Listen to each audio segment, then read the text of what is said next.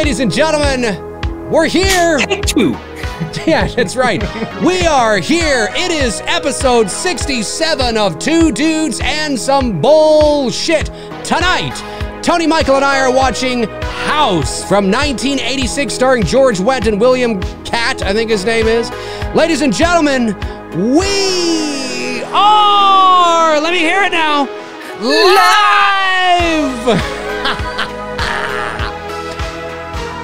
We normally do this show on, actually we always do the show on Monday night, but today we are doing it on Wednesday. It is Wednesday, April the 29th, 2020, 7:16 p.m. Eastern Standard Time. And the reason why Tony and I are doing it tonight, Wednesday, is because I had a script table read production meeting with the cast and the crew of Dylan's New Nightmare on Monday night, which is why we could not do this show on Monday. But we are here. That's right. That's right. Yeah, my glove's somewhere around here. And I was trying to do the Freddy glove with my finger. I was like, man, it looks stupid with me doing it with my fingers. That's right. That's right. So we'll be back Monday. So don't think that this is just we've changed time. It is my goal and my mission in life now to make Dave McRae's show, Two Dudes and Some Bullshit, the best thing on Monday night since Monday Night Raw. Attitude Era. The best thing. Attitude Era. You left it right at the end. Attitude Era. That's right. You get that clear. That's right. That's right. Don't start sending us messages saying, "Did you see when? Who? Did you see when the? I don't even know who's wrestling. I have no idea. I don't know any names whatsoever. I mean, you might throw a name at me, and maybe I've heard of it. I know Ronda Rousey was in the WWE for a bit. I don't know if she still is or not, but I thought she was MMA. Oh, she was, but then she left and, she got her ass kicked and decided to go. Well, she decided to go where the real money is in terms of that kind of thing. I had no clue that she went to the WWE. I almost said E. Yeah. Well, I don't know I don't even think she's there anymore, but who the fuck knows? I don't know. I don't watch it. But yeah, I'm in Toronto. Tony's in Atlanta.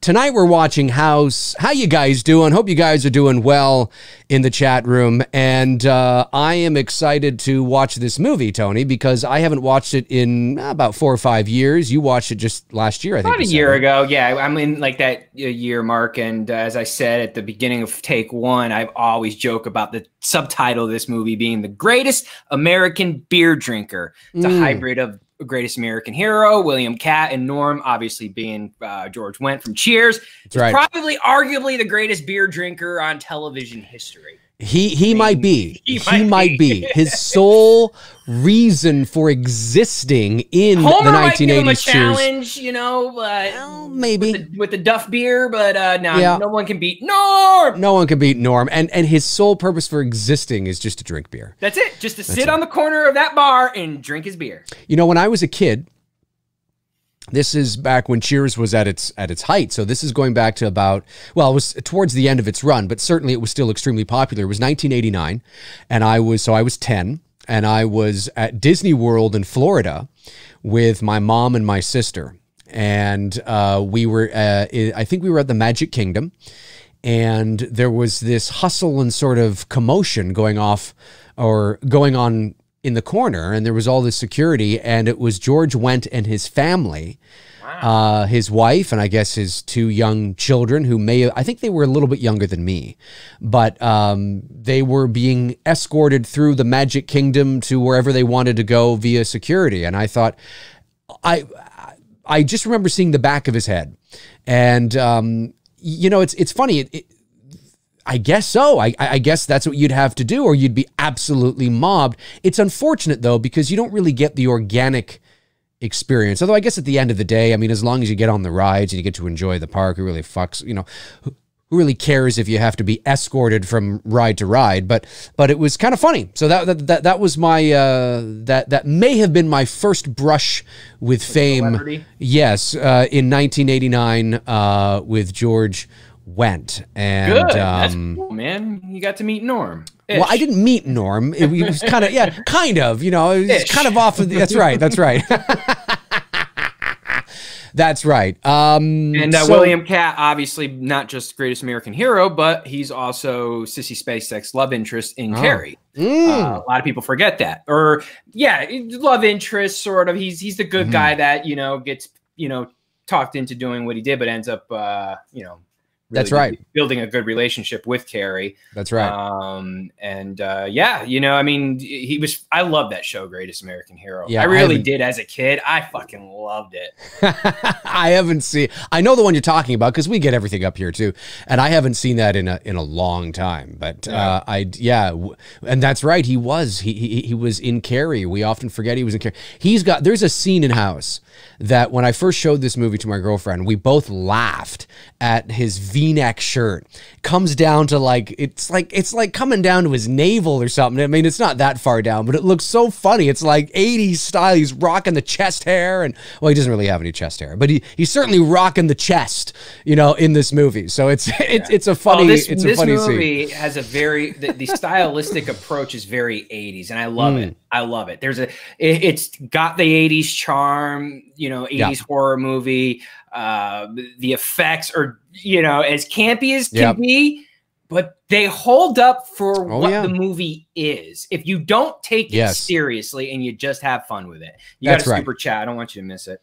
Yes, I did see that there. It's a super chat that says, Bernard Cozy says, D&T, would you be more comfortable with a VOD Kills release if and when Ends was released? They did a triple Halloween feature. Kills? Right. Best wishes and stay safe. No, I am a huge proponent of the theatrical experience.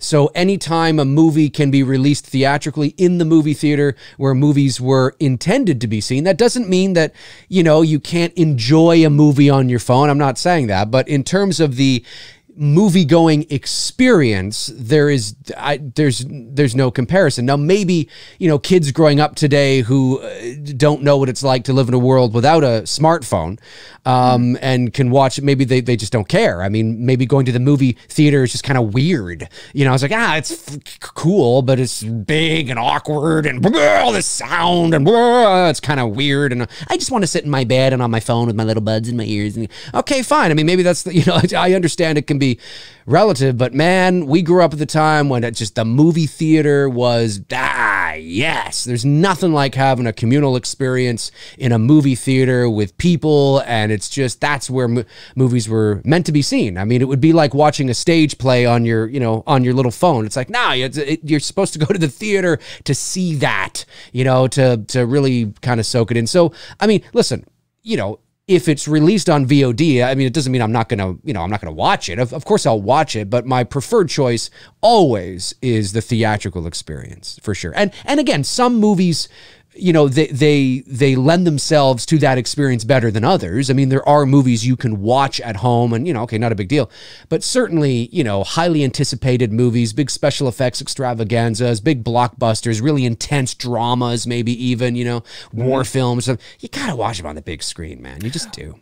Well, I confirmed with the people, because I know the people who run it's called the Starlight Drive-In. It's here in Atlanta. It's a drive-in theater, one of the few that's still open. Right. And they are going to get Halloween. If it's released nationally, they will get Halloween Kills in October. And I'm going to go see it at the drive-in. I'm going to go. Nice. That's the way to do it. I don't feel quite cozy enough to hop into movie theaters anytime soon. Right.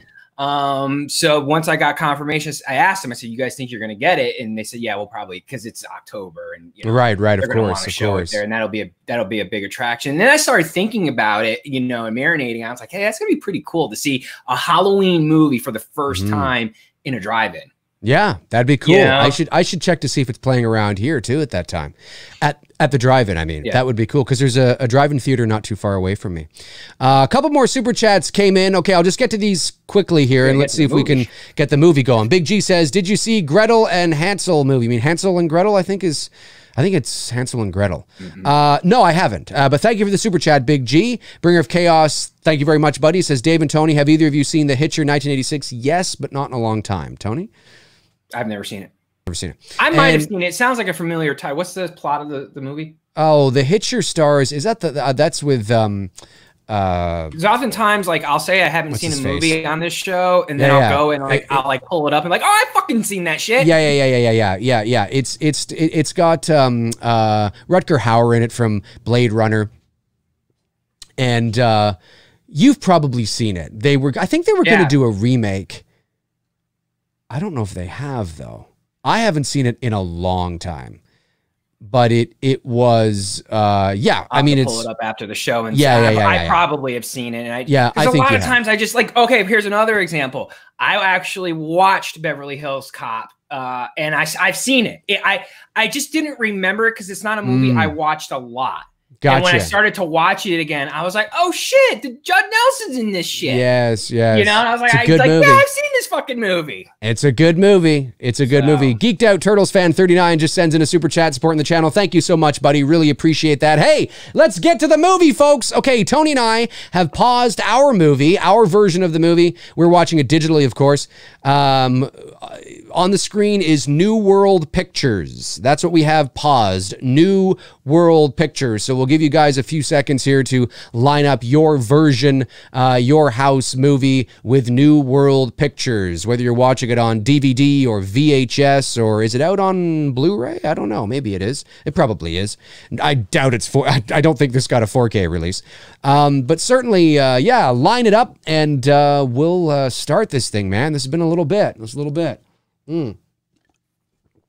going to be good. This is going to be good.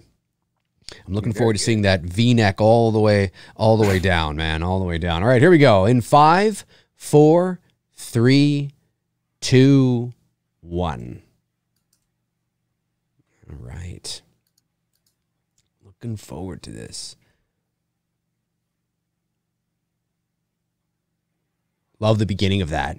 New World Pictures presents Was this a made-for-TV movie? No. Steve Miner. Anybody who knows Steve Miner? Sean S. Cunningham production. Yeah. Steve Miner directed Friday the 13th Part 2. He did, and 3, and Halloween H2O.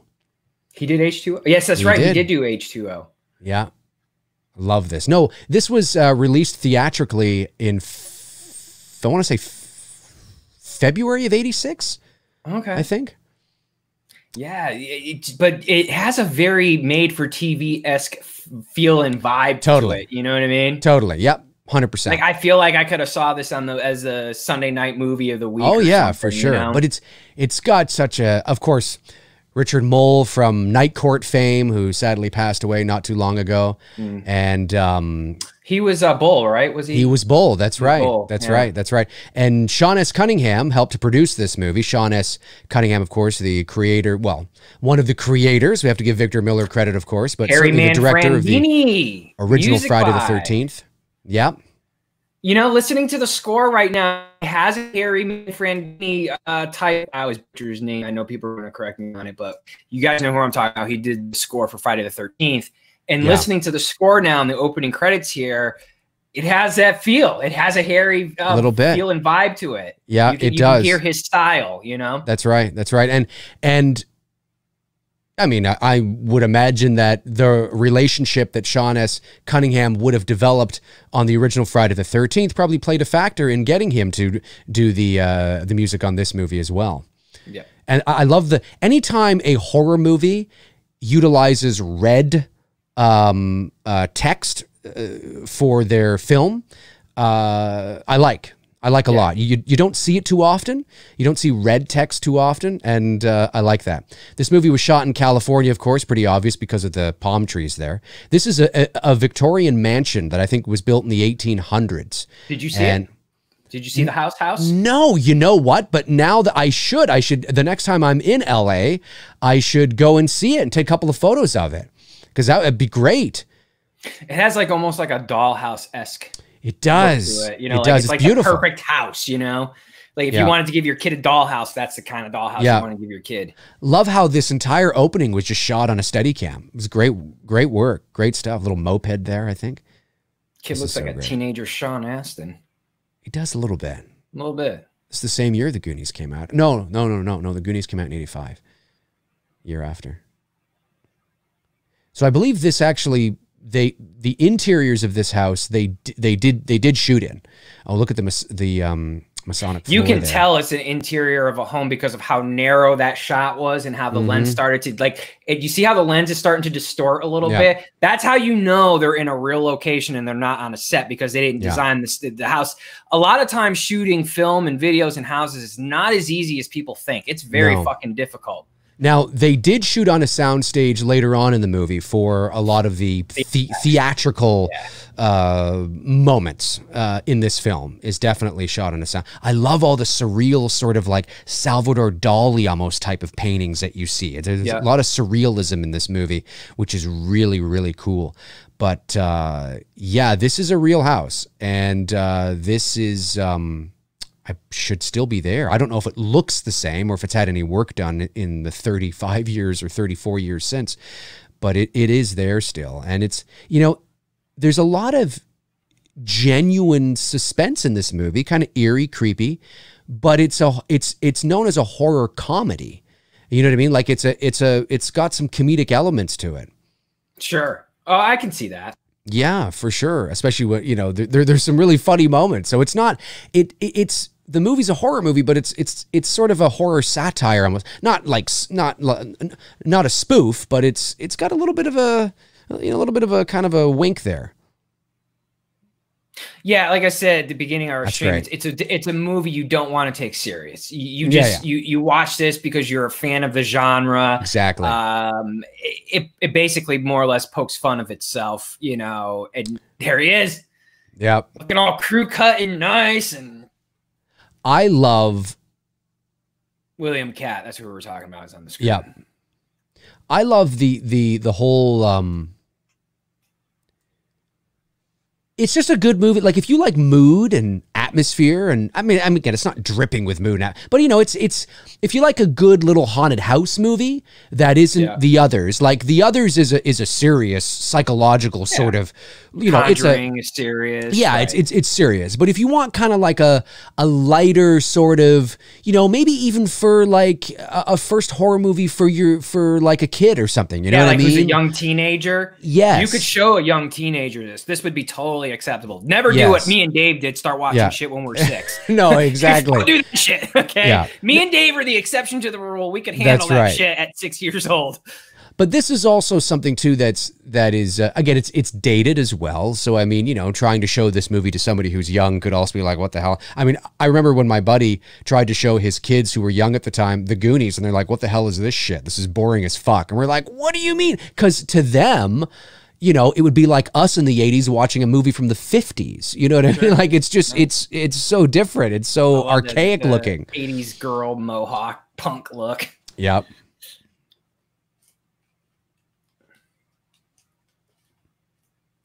It's a great book. That's right. That's right. He's a writer. He's a writer, yeah. And that woman that was hanging in the house was his aunt, I believe. There's the Smith's Grove station wagon. Michael's making a cameo. He was actually in the process of stealing his mask at that point. Whoever decided that a wood-colored station. Look at these cars. God, this shot here could be the 70s. The lineup of these cars, it does not look like 86. That's why I made the Michael reference, because a lot of these cars look like from the 70s. But then again, 86, I mean, it's not, you know, you had cars from the 70s. I mean, my dad had a big boat of a car like that we used to ride around in, had an 8-track tape and everything. I used to play the 8-track tapes. I would kill to find someone in this area who has a family truckster. Oh, to recreate that shot of Michael standing behind it. I would fucking love it. A family's truckster, for those who don't know the reference, that's what the Griswolds called their station wagon. And that's right. In the first vacation. In the first vacation. Yeah. Yeah, I would kill to get my hands on a station wagon to recreate that shot. Yeah. If I let my hair grow, and you could be a William Catt. I could see that. Dye it blonde. Well, yeah.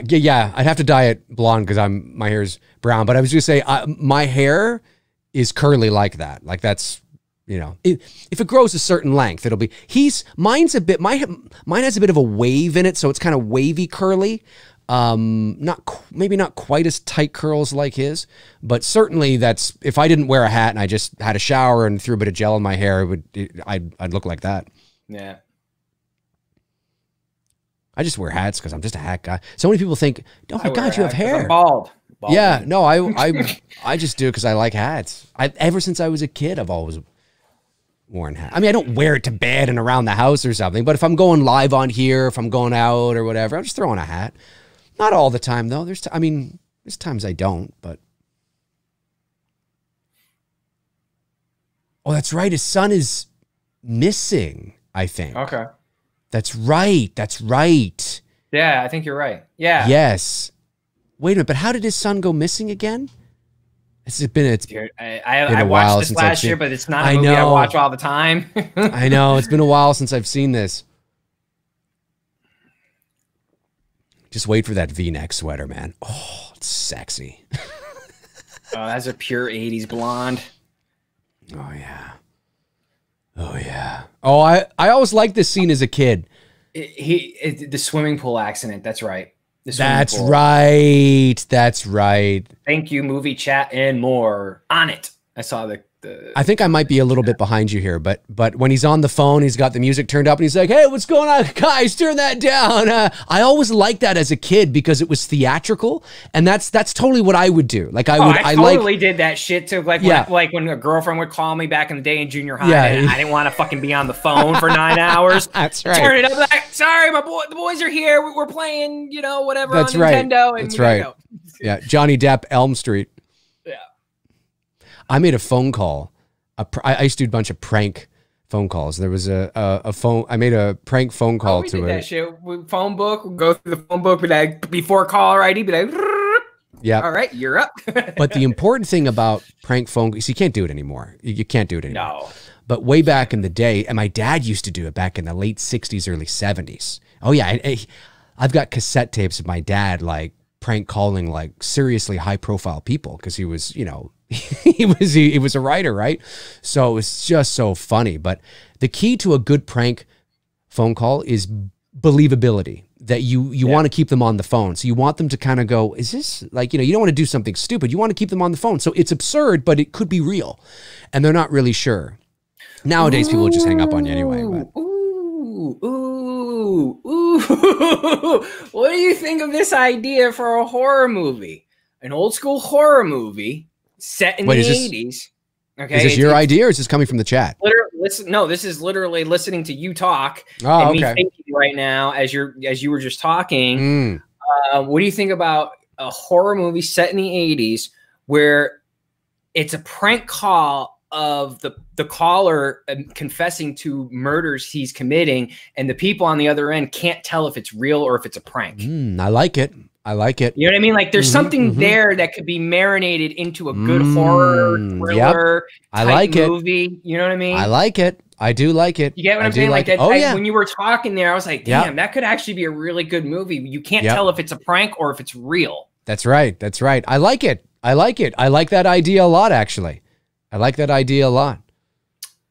Yeah, everybody's going to be a bit different in terms of the timestamp. I'm personally at about 11:50, but depending on what version if you're on VHS or DVD or Blu-ray or digital, I'm at 11:45. Yeah, so I'm a few seconds behind you, but I think we're at the same spot because he's just walking into the house, right? I have him walking up to the house with the real estate guy. Okay, see, I'm in the house, but I'm behind you. Now he's entering the house. It's crazy. Yeah, we're basically the same spot. He's wearing the infamous blue sweater. He is. No, but that's not this one. That's not the one. No, that's not the V-neck one. There's one he wears later on that's a V-neck sweater that's just so Dude, that's sexy. What you gotta be for Halloween. Yes, I gotta be. You gotta get a V-neck, and that's what you gotta dress up. I gotta get a V-neck. I gotta start. Yes. yes. I'm gonna do it. I'm totally gonna do it. That's what people are like. Who am I? William Cat from House. Gotta find a guy who looks like George Wendt, and you're good to go. That's true. That's true.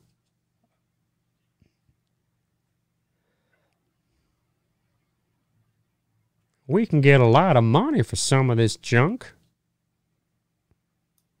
And that actor there too, who's playing the real estate guy or whatever, he was in a lot of shit in the 80s. He's a character actor. Yeah, he's been in a lot of stuff. My aunt. Who calls their aunt aunt? I say aunt. I don't know. Does anybody say aunt? I call it my aunt. You call it your aunt? I guess it maybe depends on where you are, where you're from. I think it's a locational thing. Yeah. I say aunt. Aunt. Your uncle or your uncle. I mean, that's another one there. Your uncle. No, I'm just kidding. No. No. Well, there's aunt or aunt. There's uncle or uncle. I mean, whatever. I'm at the scene here now where he's chopping at the bush here and chopping at the bush. It's a whole other video. Cutting the hedge or the trees, and he's sort of flashbacking to his son. Jimmy. Oh yeah, and it's got that. You can tell it's a flashback scene because it's got it's got that kind of like hazy, old school vibe, like how they would do those types of effects back. You know what I mean? Yep. It's very LA. It looks like LA too. Oh yeah. So wait a minute. So okay, yeah. Forgive me. I think I've because again I haven't seen this in a little bit. He lived in that house or was visiting when his kid drowned. I guess drowned. I remember this. I remember when he goes and he dives in. Yeah. Can't find his son. The fuck? Where's my kid? Or wait. Yeah. Auntie. Uncle. There's uncle and there's uncle. Yeah. Uncle. Let's call people uncle.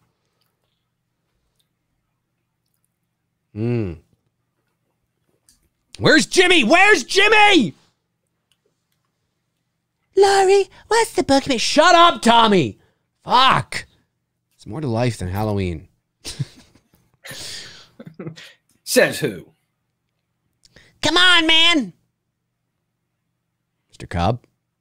Mr. Cobb. Yeah, fine. I'm just going to go bust out a V-neck sweater. You see, he says that. Why would he say that? I would love to put a line like that in a movie that makes no sense, but can just be... He just walks away and he's like, yeah, I'm fine. I'm just going to go put on a V-neck sweater. What? Okay. Knock yourself out.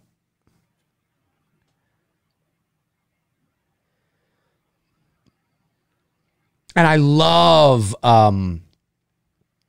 Big Ben, like when the makeup. Now I don't believe it's Richard Mole. It might be Richard Mole's voice, but I don't think it's Richard Mole in the actual as Big Ben with the skull and the ribs. I don't think that's Richard Mole. He is in the movie sort of as the guy that was killed in Vietnam, but and he's supposed to be Big Ben, right? But I think there was a like completely different actor that was doing that naturally. That's such a weird surrealist painting right there. Love paintings like that. If you guys like paintings like that, look up Salvador Dali. He's a surrealist painter. He's dead now. I've been dead for years, but you'll probably recognize a lot of his work. That painting reminds me of that. And of course, I like how there was a cloth that was covering Jimmy in the mirror in the bathroom, and you don't see that until later on in the movie, which is really cool. Yeah. It's good stuff.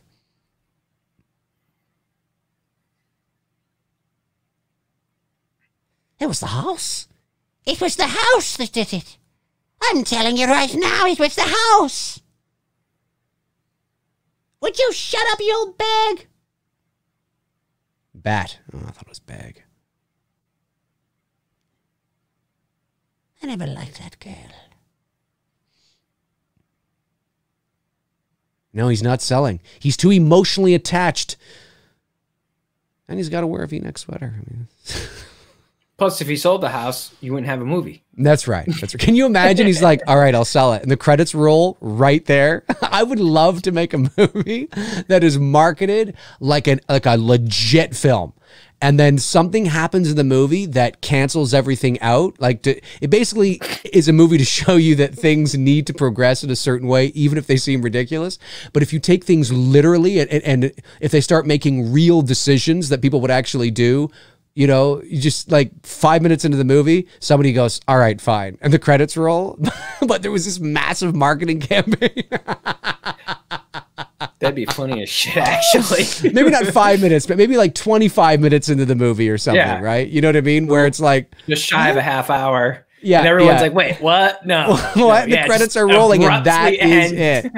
Yeah, that is it. But it's marketed like a legit, full-on, fully fleshed out major production. There's fucking scenes in the trailer that you just never see. No. Of course, that sometimes happens anyway, too. But I like when the marlin on the wall. I think it's a marlin, right? Begins to like flop around and shit. Well, there's the Masonic floor. It's very symbolic when you see that type of floor in movies. A lot of symbolism there. Yeah, the filmatic. I agree with that. He says sounds like something Andy Kaufman would do. Yeah, he would be the type of guy to get people to go see a movie that we're thinking we're gonna go watch a movie and ends like 25 minutes in, and everyone's like, "What the fuck?" But it ends. Yeah, that is something Andy Kaufman would fucking do just to fuck with people. Yeah, and it ends like it. And there's this build up, and the guy's like, "Mr. Cobb, are you going to sell or not?" Now, naturally, he'd go, "No, I'm not selling." But he turns around, he's like, "Okay, I'll sell." He's like, "Thank you." Yeah, because what you could do, right? Say like you're selling it as like a haunted house story, right? Right. What you can do in the first 25 minutes of the film is you can have those like flashback sequences that he was having. You can show it in the trailer to make it seem like that's all the scary shit that's going to happen in the movie, but in reality, it's the flashback sequence. Right. So you technically didn't lie. That's true. That is true. That's a good point. Matthew Moody says, "Hey, Dave and Tony, what's your guys' thoughts on AMC and Regal will no longer be partners and will no longer play their movies in their theaters anymore?" We'll talk a bit about that during the Q&A at the end. That's a bit of a long thing to get into. It tricked me. No. Why would it matter if they're not partners anymore? You just there's a whole there's a I don't know. That AMC and Regal will no longer be partners, no longer play their movies in their theaters anymore. Actually, I haven't heard that. They're both still going to get the same movies whenever I mistakenly thought he was asking about the Universal situation, which may or may not be involved with that. I haven't heard about that. I don't know. So I'll have to, I'm not sure. He's got something. Oh no, he's putting the pills back. So he's going to sleep in his old bed instead of the big master bedroom. All right, fair enough. Well, I think it's Jimmy's bed. There it is. It's Jimmy's I'm ahead bed. Of you. You're ahead of me. Hang on. He's in Jimmy's bed. Hang on. Here it comes. Here it is. I know it's coming now. Yes. There it is. Yes. Look at that V-neck sweater, man. For Halloween. That's your outfit right there, look how low. It's so low. It comes below like his pectoral, like rib cage area. Look at this. And then you, Tony, have to dress up like the woman. Myers station wagon behind him as well too. You have to dress up like the woman in spandex, Tony.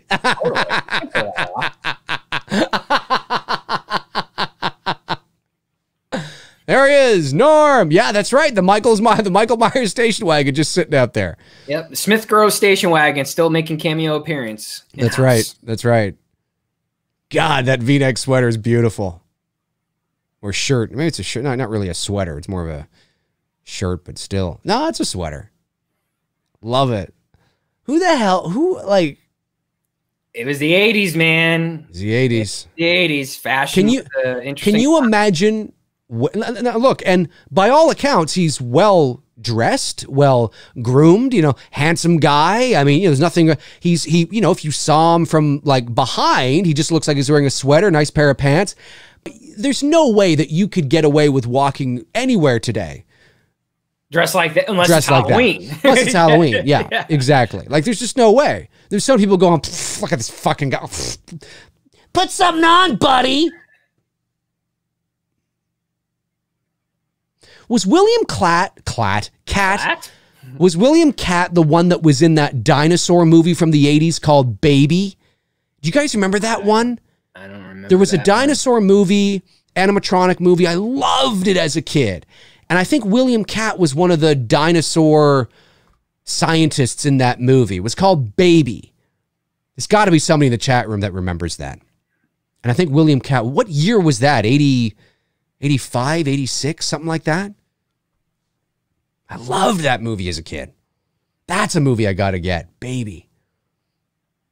Jason Knight says, I loved Baby. Yeah, it was about a dinosaur, a baby brontosaurus. And it's like, oh my God, they're real. Holy crap. It was like a kid's version of Jurassic Park almost. Baby brontosaurus. That's right. Yep. Mm-hmm. Yeah. I think it was William Katt. I think he was in that too. I loved that as a kid. Oh, we're in the flashback sequence again. You got the white haze. Oh, okay. He's sitting down to write, so I'm a couple seconds behind you. Look at that. Look at fucking that sexy sweater. Yeah, we're in the haze. We're back in Nam. Or Nam. It's Vietnam. Nam. There is Bull. Yeah, good old Bull.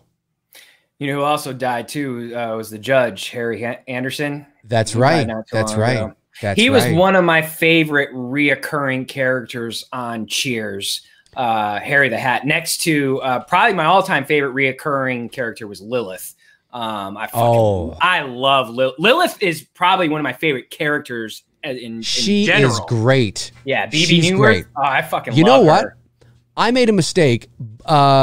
Richard Mole is still alive. Richard Mole is still alive. Oh, he's still alive. Oh, okay. He is. Yeah, I made a mistake.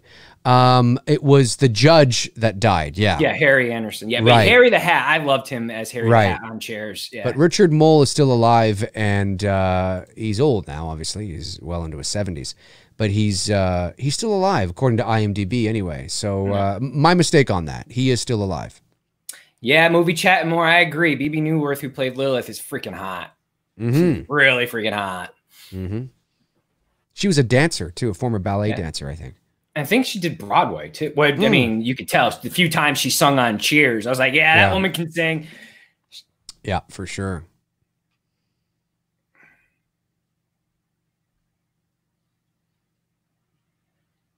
And this place that they're filming at doesn't look anything like Vietnam at all. No, it's not even close. It's a set. For sure, it's a set. Or it's a... Yeah, I think it's a set. Looks like a set. 100%. Look at this, eh? It's such a Hollywood... Of course, he's writing this, right? So he's trying to recollect the actual account of it. You know what I mean? Super chat from Intel Wild says, "Yo, Dave, my sister and I watched Slay Girls 2019, a la Black Christmas. And to my surprise, it was an entertaining, fun, little modern slasher movie. Just shouldn't have been called Black Christmas." Well, that's what I said. I said that I think they've done themselves a disservice for that, because you create an expectation. So... Man, you know what I'd love to have? I'd love to have an old little tube television with a VCR and like set it up like somewhere in my studio. I have a VCR back there. I have a VCR too, but I want to get like an old 21-inch tube TV and watch VHS movies on it. Why not? It'd be so great to do that. I'd love to do that. Just kind of maybe put it back, I don't know, somewhere back there. Damn, that just gave me an idea. I might actually do that. Find an old TV and just have a place for my VHS tapes, and it's just to watch VHS tapes only. Yes. Yeah, that'd be fun. I wonder if I'd get dinged if... Oh, no, I guess it'd be too distracting. Yeah, I'd probably get dinged, yeah. You would get you would definitely get dinged. If I just kind of had it on in the background, like it's just a small TV just on, they'd ding it. Yeah, they'd ding it. No audio. I mean, unless you fucked with the contrast and really like changed the word to a point where it was like, you know. Yeah. Look how long. Look at this. Look at this sweater. Look how far it comes down. Like it is literally midway down his chest. It's midway. It's not just a V-neck sweater. It's like a V-neck sweater gave birth to another V-neck sweater. I mean, that is literally what it is here.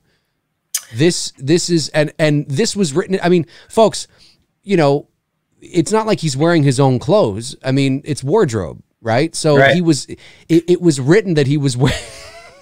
Whoever made that wardrobe decision, I just would have been like, can I just not wear a t-shirt? That's right. And some jeans. Yeah. You know what I mean? Like, what the fuck? Yeah. Somebody was like, hey, dude, you know what? You need to wear this. Like, what was it's this? The 80s. This is hot. Wear it. You know, exactly. Was it interior Victorian mansion, you know, evening? Mr. Cobb wearing a ridiculous, you know, wearing a ridiculous low V-neck sweater walks into the bathroom. I mean, is that what's written in the script? No idea. Oh, man. The super chat from Frank Riker says, D&T, the lieutenant that was talking played Jesse's father in part 2 that was killed by Slim in the beginning. The lieutenant that was talking? Did I miss something here? I might have missed it as well, too. Father in part 2 that was killed by... I must have missed something. I have no doubt you're probably right. But I must have missed something, Frank. I was talking. Envy. Anyone visit the actual bar in Boston where they shot Cheers? They actually shot Cheers in L.A. It wasn't filmed in Boston. In fact, the bar in Boston that they were inspired by was called something Bull or whatever, and that's what it was called throughout the whole time Cheers was on television. The entryway to it's like the Bull Tavern or whatever it was called. The entryway where you see like a lot of the establishing shots of the bar outside, you know, when they segue between scenes in the show, that was the real location in Boston, the Bull location. They just swapped out and put the Cheers sign up there. But when you went down those steps and inside to the tavern that was there, it was this small little fucking tavern, man. Didn't look anything like what we saw on the television show, which was a set. They've since, after the show was canceled, they remodeled that whole building. They've changed the name to Cheers. It's now called Cheers. And when you go there, you go down, you still see the old original tavern that was there. And then there's a back set where you can go upstairs to where it would be, I forget the name of the restaurant now. Jesus, I watch this show all the time. Melville's, okay? Now it's where you go up to the actual, where they built the set of Cheers in this place, and you can sit in there and it's like you're at Cheers and all that stuff. That's and they cool. did that only in the last like 15 years or so. That's cool. That's cool. Yeah. But yeah, the Bull and Finch pub. Thank you, Mason James. Yeah. That's what it was actually really called during the 80s and 90s when Cheers was on the air. I love this here. We're at the scene where Mr. Cobb has just gone through this whole test, this rigmarole, because he saw a monster come out of the closet. He opened the closet door, and this great practical effect, sort of a la Poltergeist kind of beast, comes out and scratches him. And now, of course, we're at the scene where he's trying to convince George Wendt's character that there's some shit going on in his house. Can you imagine walking your dog, and this guy comes out going, ah! Slides across. Like, what the fuck is going on? My neighborhood on Friday night. Of course, he doesn't care. Of course, he's totally, because he's a big fan of his, right? He's a big fan of him as an author, so he's totally into it.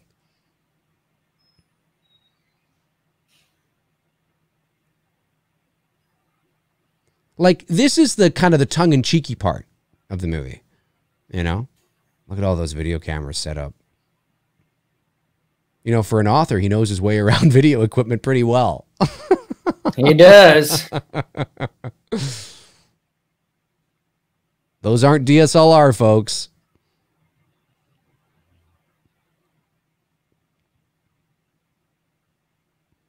Doesn't George... What the hell's George's character's in this? What the hell's his character's name in this movie again? I don't know. Anytime I see him, I just say Norm. I know. Well, you know Norm. I mean? We'll call him Norm. We'll call him Norm. I think he comes up. He's like, 1, 2. He's about to open the door, and I think he comes up and, like, I don't know. Does he give him coffee or something? I forget what happens here. Hang on. Of course, he realizes that nothing happens because, oh yeah, no. He opens the door and nothing's there because there's a specific time he has to open the door at. And he realizes that by the painting. Like, there's a specific time. There's a clock in the painting, I think.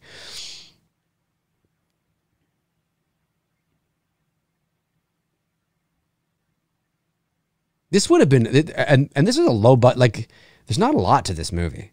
Yeah, no, this is very straightforward. Yeah. You know, costume design is very simple, very basic. You know, yeah. You can almost tell they went to like a costume store to get him army clothes costume rather than going to like an actual like army store and get like legit fatigues. He looks like he's wearing like a Halloween costume. Right. Yeah. Yeah. So here, these look a little bit more legit, but just a moment ago, it looked more like a costume. But now where he's in front of the clock, I know I'm ahead of you.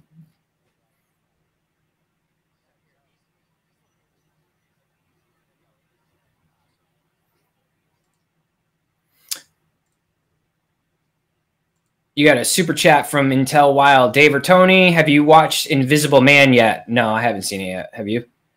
No, I have not seen Invisible Man yet. I still have to see it. soon as Blumhouse decides to release it, because I'm not paying $20 to rent it. Sorry, say again, Tony? I said as soon as Blumhouse decides to release it, I will. But until then, I'm not paying $20 to rent it. Yeah, I'm not going to pay $20 to rent it. I would pay $20 for myself and my girlfriend and my buddy to go to the theater to see it because I'm paying for the theatrical experience. Yeah. And I'm not mad at them. I do understand why they would set that rental price. I would do it too. Totally understand. I'm not mad at them. I'm just making the decision that I'm not going to do that. I have a home theater, but I don't have a 60-foot screen in my house. Right. I got a big screen, but not 60 feet.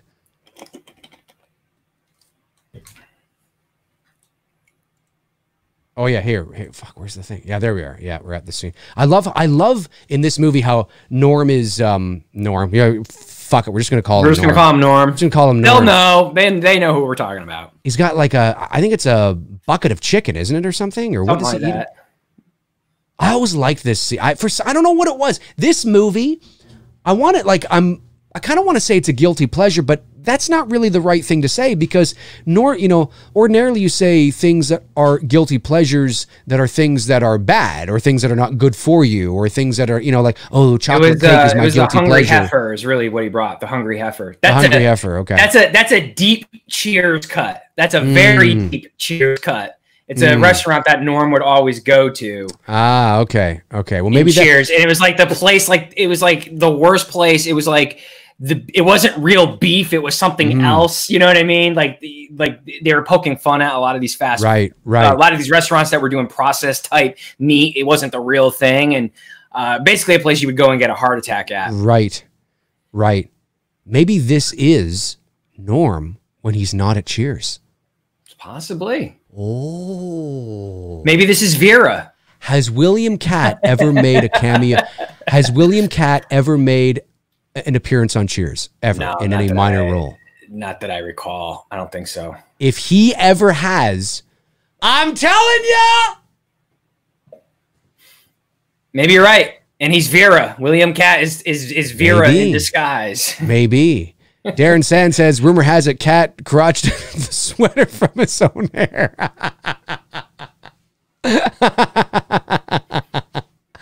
I heard that rumor, Darren. I do remember that rumor quite well. Is Ratzenberg in House too? The guy who plays Cliff?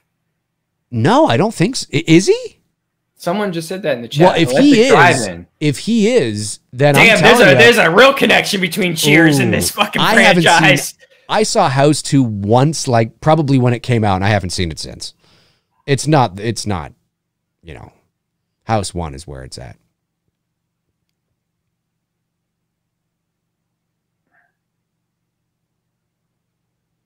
Holy shit, he is in it.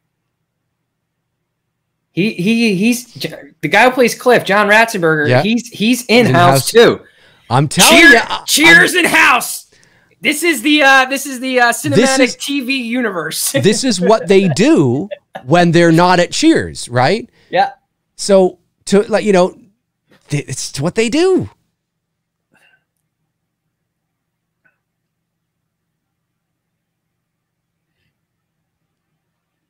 We're at the scene, or I'm at the scene here now where Norm, we're just calling him Norm, is talking to the wife, Cobb's ex-wife, I guess, or maybe not ex, maybe they're separated. I don't know. I don't know if they're divorced, but can't remember if that was acknowledged or not.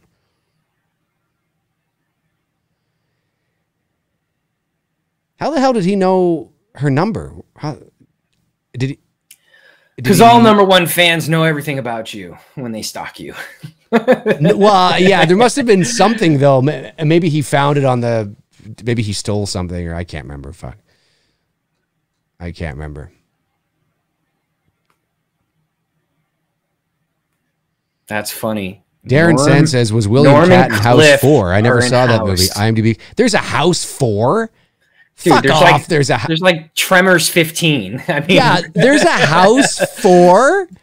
What? I'm looking this up right now. House 4. Oh my God, there is. There's a House 4, which means there's got to be a 3. Although, fuck it. Maybe there isn't a 3. Let me see here. House 4. William Catt is in House 4. Returns. is a 1992 direct-to-video comedy horror film directed by Louis Abernathy, produced by Sean S. Cunningham. What? Why would he produce that? Well, Sean S. Cunningham's not doing anything. I mean, his only real, was Friday the 13th. What? Oh my God. William Catt? Oh my God. It's like a continuation of his story. Holy fuck. We might have to watch House 4. Let's skip over 2 and 3 and just go to 4. I'm game. Well, we got to watch 2 because I got to see Cliff. Well, I've never seen House 2 before. I've only watched the first one.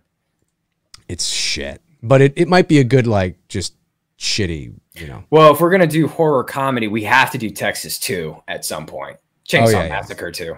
Yes. Yeah, I could not agree more. Hang on, I'm just closing windows here.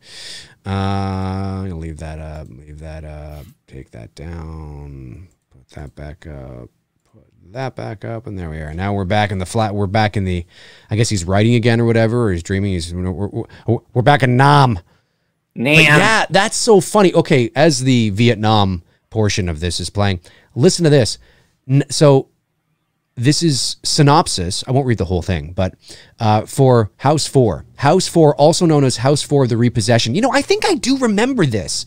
Roger Cobb, William Catt, is now married to Kelly, Terry Trias, has a daughter, and often visits the old Cobb family house after his father has died and is located on a deserted and desolate shoreline.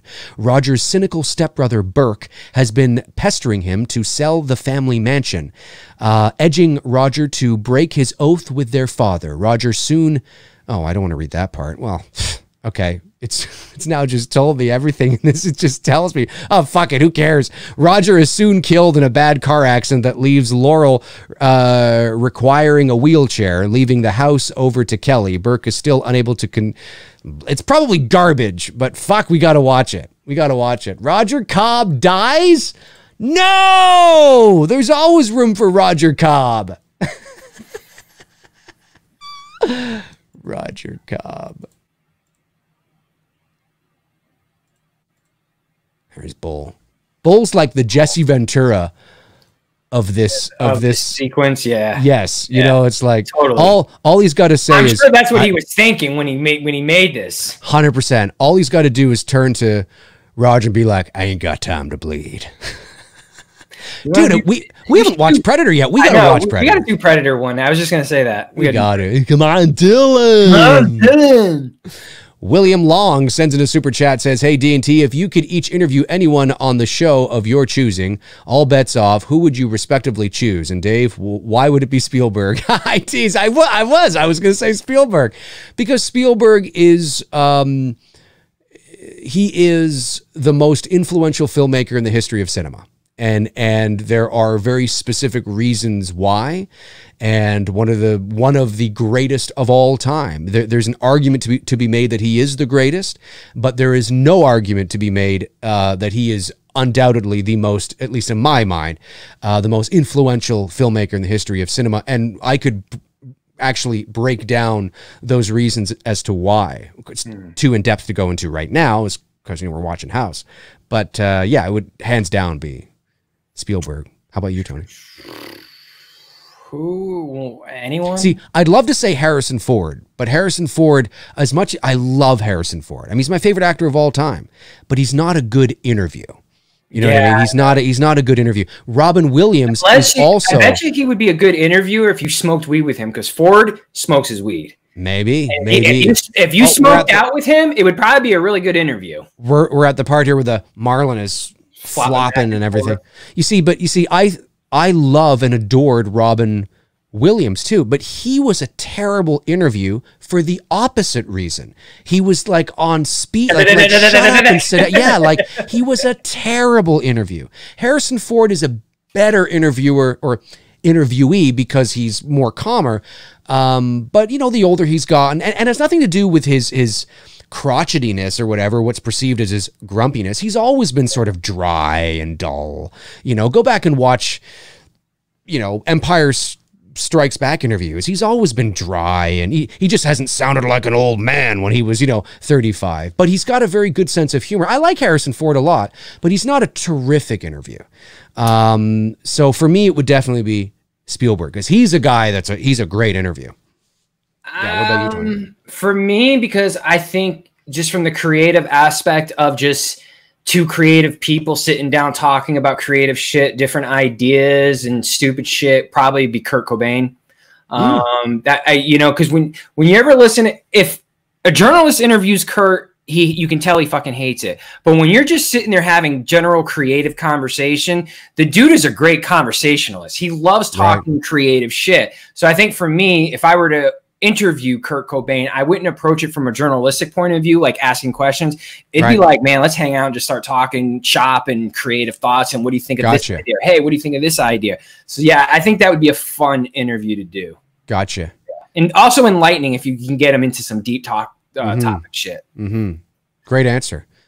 So we're at the scene here now where Roger Cobb is just taking a shotgun blast to the marlin. I think it's a marlin. Like I said, maybe I'm wrong. I don't know my fish. Yeah, he was just going through the house, and now he's back in the medicine cabinet. Vicks Vapo Rub. My dad used to slather that on me when I was a kid, when I had a congestion cold. Good thing you added that to the end, because that didn't sound good when you first. No, it didn't. When that came out your mouth, I was like, oh, that didn't sound good. No. I love this. I love these practical effects of the shovel and the everything just kind of hanging midair. Yeah. I bet you if you watch this movie on Blu-ray, I bet you can see the wires. The wires, yeah. I bet you any money you can. I'm actually in the process of designing props like that are on fish wires. Okay. And because I'm putting together another Carrie photo shoot. And I'm going to have because fish wires in photos you can't see, and if any does show up, I can always just take it out and Photoshop it. That's right. So yeah, nice. We're in the process of it right now, and we're testing things out, and it's looking cool. By the way, guys, Tony just posted, what was it, yesterday or whatever it was, his Bob Ghost Halloween Michael Myers. Oh no, that was yesterday. No, that was today. Photo. Fantastic. Fantastic. If you're not following Tony, head to Tony Michael Photo on Instagram and check out that photo. It's just terrific. Great composition, great lighting. Look at this. Well, no, it wasn't. Look, I love this costume. The way it's so like, you think it's his wife, and then it turns out not to be his wife, and then it is, but it's not really. Or I can't remember now if doesn't he bury her in the backyard, and then yeah, because his wife. Fuck, man, it's been so long since I've seen this. I love that he calls the cops. I'd like to report a suicide attempt. A suicide attempt. What? Well, because he can't see the wife, so I think he's thinking it's Cobb or whatever. You just shot your fucking ex-wife or your current wife, and son of a bitch. That's about as funny. There's something we were watching the other day. I forgot the comedian's name, but he said this funny joke, and I'm not going to even go into the whole joke, but it was hilarious. But he's like, yeah, I want to open up a construction company. I'm going to be like, and I'm going to call it, close enough. Like that would be funny. Do you imagine that, looking it up? Like, okay, I need some handiwork done. Let me look up. There's this company called, close enough. Close enough. That's good. I like that. I like that. Funny as shit. Yeah, we're here to do a job. Restaurant, not finished. Close enough. There was a restaurant years ago called Someplace Else. And I thought that was a good name, because you're like, hey, where do you guys want to go? Someplace else, which I thought was kind of great for branding. Cops show up, and I love how that's what's his polishing name? My gun. I remember him in Cheers. He plays, I forget his name. He was in one of the earlier seasons of Cheers. He's Sam's baseball buddy. He was a catcher. I can't remember his name now. I think it's Tom is the character's name in the show of Cheers. And he opens up to be gay. He comes out as being gay. And it was a very controversial episode. This cop that's talking right now. It was a very controversial episode of Cheers at the time in the 80s. Because you got to remember, the 80s mindset thinking was way different than it 100%. Like, 100%. saying anything gay on national television, especially network television, was like, oh my God, what just happened? Oh yeah, for you know sure. what I mean? So I can't remember his acting name, but he's also in the TV show In the Heat of the Night. Yeah, I've seen him before. Yeah, I've seen him before. God, I can't remember his name.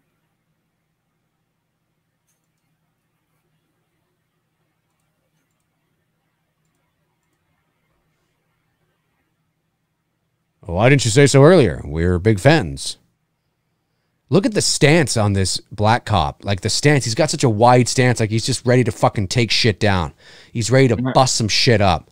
His legs are like ready to go. Look at that. Look at that. Look at that stance. It's great. Oh, the African American cop is the guy who hunts Jason in Jason Goes to Hell. That's right. He's Duke. Guys, he's Duke. The fact that, listen, bless you guys. The fact that somebody has seen that movie enough to remember that is, bless you. I saw Jason Goes to Hell. I salute you. You are a true horror fan, my friend. I think the last time I saw Jason Goes to Hell was probably 25 years ago. Same with me. Probably like when I saw it in the theater, and that was it. Yeah, well, yeah. Like I saw that movie, and I thought it was a gigantic pile of donkey shit. Yeah. And I never want to see it again.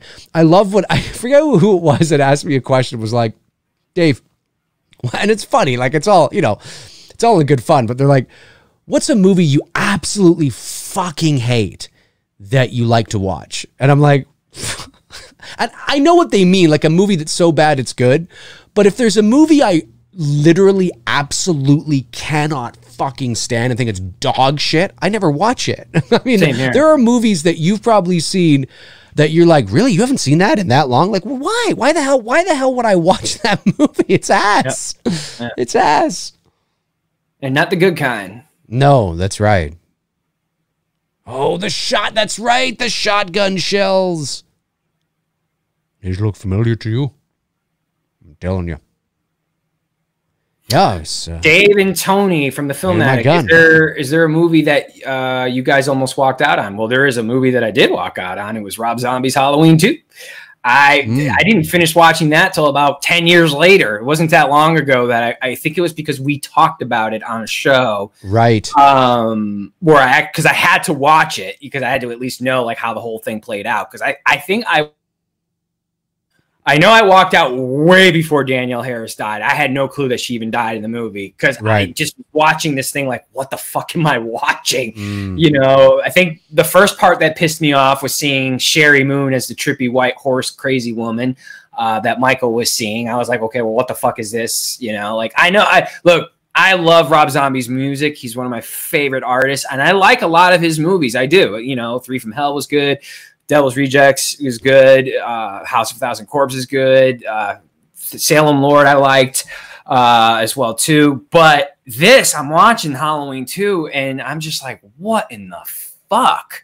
You know what I mean? Like I just like the opening was great. Like the whole hospital sequence was like, damn, this is fucking cool. Like I was pumped. I was like, man, we're in for a fucking ride. And then like literally like that shit fell apart like faster than the fucking Titanic sinking. Okay, from the moment that hospital scene ends in the beginning of his second film, it becomes a fucking shitty movie. Yeah, it's garbage. It's garbage. Yeah, we're at the scene here where that's where they could have pulled the prank on people. They could have just showed the first 5 minutes, and there you go. Just ended it. Cut credits. Roger Cobb is walking back through his house right now. The cops have left. Did you ever walk out of the movie? Not in the theater. I've shut movies off before, but I've never walked out of a movie in the theater. But I have definitely watched movies where I'm like, this is fucking garbage, and shut it off. Can't remember off the top of my head which of the films those were, but I love. Yeah, I think he should have worn just the V-neck sweater through the whole thing.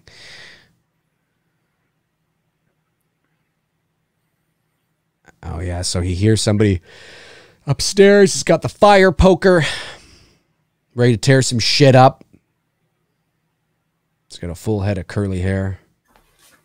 His hair looks a little longer than it did at the beginning of the movie. Even though it's only a couple of days later. Oh, he's got a... He's heading towards... Oh, yeah, I love it. I love it. I love it. I love it. When she's standing up right there. Like, who the fuck is this? And she's got the shotgun. I love the piece of music they're going to play when he's burying her in the backyard, too. And, of course, that's symbolic. Like, he's burying her. He's burying the past. He's burying their relationship, even though it's not actually her. You can totally tell this is a suit. It's fucking fantastic. Of course, she probably couldn't even wear this nowadays. Roger. That's just very speed. That's just like sped up, raise the pitch and go back and forth. Oh, it's very simple. Again, that's what I think that's the charm of this movie is that it's very anybody could make this movie. Oh yeah. I mean, really, you could. Of course, you don't want to fat shame this character here, but she's big. Oh, look at that. The butt of the shotgun just... Here it comes. Oh, yeah.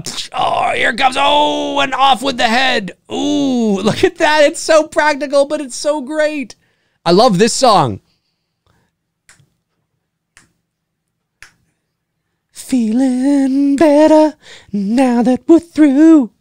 Yeah, because I'm over you, right? The song just says it right there. I didn't even need to say what it really was symbolizing. This is a good tune. Movies don't do that anymore. You know what I mean? Where the song that comes into the scene fits the narrative of the story that's being told. Right. You know what I mean? Like as the inside joke of what's happening. Yes. Movies don't do that anymore. Yeah, you don't see it too often. Not that often. Some people, well, and it depends on the movie too, right? Like, I mean, it certainly can be a little too on the nose, maybe. Yeah. But it fits in this movie, it works. Oh, 100%. Yeah, no, you're bang on. And I like how I think he buries her in the backyard, and then the dog digs up the hand, right? And brings the hand into the, I think he's having dinner. Yes, he's having dinner. That's right. The girl that was jogging by earlier in the movie, I think, comes over for dinner with her son. And he's having dinner with her. There she is. Or is that the same one that was jogging at the beginning of the movie? I think it was. It is, yeah.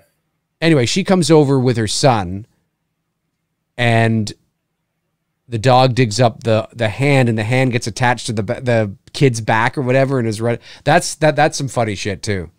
That's some good stuff. I love this. I love how the hand's coming out. I know. And it's so comical, and he whacks it, and then it's like, oh, sorry, and the hand goes back. It's like, oh, okay. It's so stupid. It's great. Here with your wife? Really? It's a shame. I saw that you shot her this morning.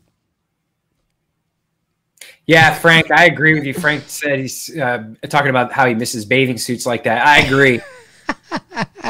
What she's wearing? Hey, listen, if you go, and I think you'd still see it today. There are some women that wear today, man, they practically wear nothing.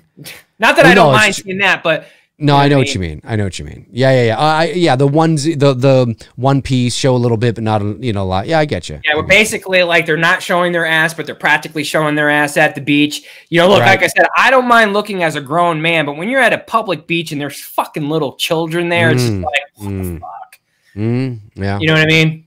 Yep, at least bathing suits like this, what she's wearing, you see a little bit of the back going down, but it's not like revealing. You know what I mean? That's right. Yeah. You could wear it in public, and you could have kids around, and it wouldn't be an issue. For sure. He's gonna chop him up or chop her up. To the one I love. I like this song too. This is a good song. It's a good song in general. It's a great oldies. My baby. Yeah, it's a great one. Yeah, and I'm not a big fan of music in horror movies, but again, it fits for this. Because it's the kind of movie. It's not a serious horror movie. Right. You know what I mean? It's a tongue-in-cheek sort of, and sometimes this kind of music can work in a horror movie, like a serious film.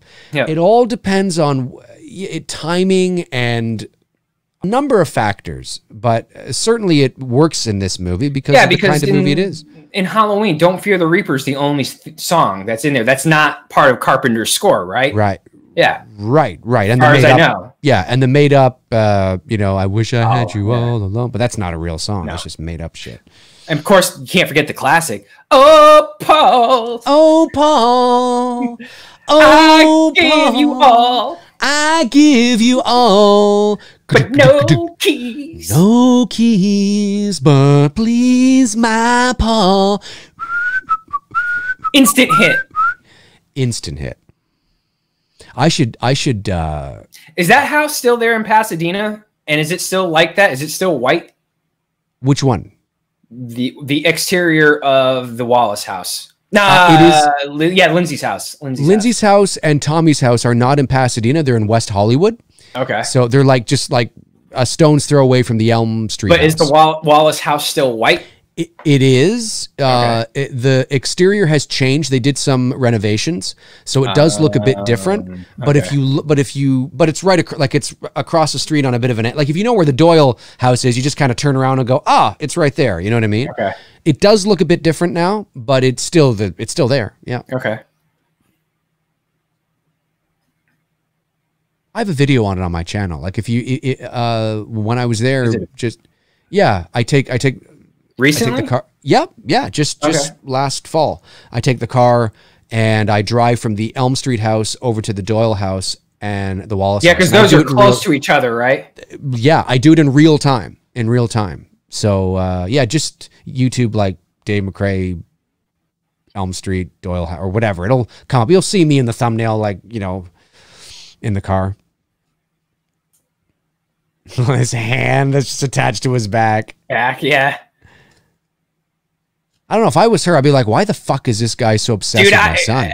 Frank, I had a haircut like this in the 80s, man. The mullet. Yeah, because he's talking about the mullet. Yeah, dude. We all did. I have to pull out some old pictures. Believe me, I had that short, like here on top, kind of spiky, and long in the back.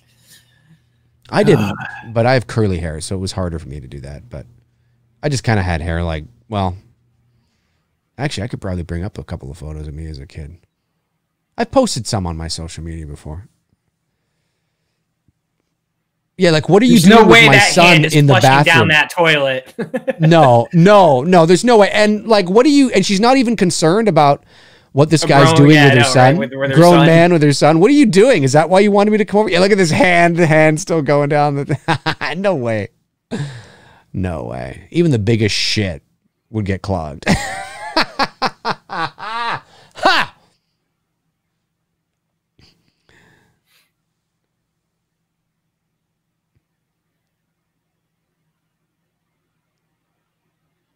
What a bitch. She's using him to babysit. What a fucking bitch. No, I'd say, no, you take your kid. Go get the fuck out of here. Or I would say, okay, listen, I'll watch your kid if you fuck me. That's it. That's it. I think I'm rubbing off on Dave, folks. No, I would literally just say it like that. I'd be like, listen, I'll watch your kid, but you need to fuck me. That's it. That's it. That's all I ask. And if she's like, okay, well, great, then I'll watch your kid. But if I'm just watching your kid for you to come back and pick him up later, fuck that. Get out of here. It's got to be, hey, listen, there has to be an incentive for me to do it. Absolutely.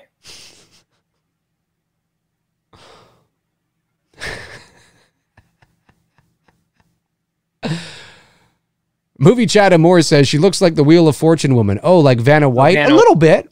Yeah. A little bit. Yeah, I could see that a little bit. Vanna White still doing the letters? She is. She's like close to, I think she's in her 60s and she looks great for her age and she's still doing it. Good on her. Good on her. I wonder what happened to this kid. Did this kid go off and do anything? Does this kid go off and have a career? Or was no, but that mullet did. That mullet did? Yeah. Was this it? Was this it for what the hell is this? What the hell is this kid's name? I don't even know. Let's call him Mullet Boy. I forget his name. Is he watching daytime soaps? I think he's watching 80s daytime soaps. I remember my grandmother watching that shit all the time. All the time. Oh, Jason Neal says the kid is Steve Miner's son. Oh, I didn't know that. That's cool. Steve Miner's son, huh? Yeah, it kind of looks like Steve a little bit.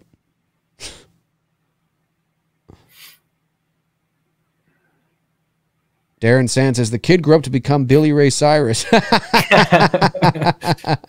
Little young for Billy, but yeah, I get what you're saying. That's funny. Billy Ray Cyrus might have been the last dude to rock the mullet and be cool rocking the mullet. He might have been the last one. Yes, that's entirely possible. That might have been the last sort of. Unless we count Spade's character there in that movie, which I don't think he reached the level of Cyrus's popularity during the achy breaky craze. Because that shit was insanely popular when we were young. Holy fuck.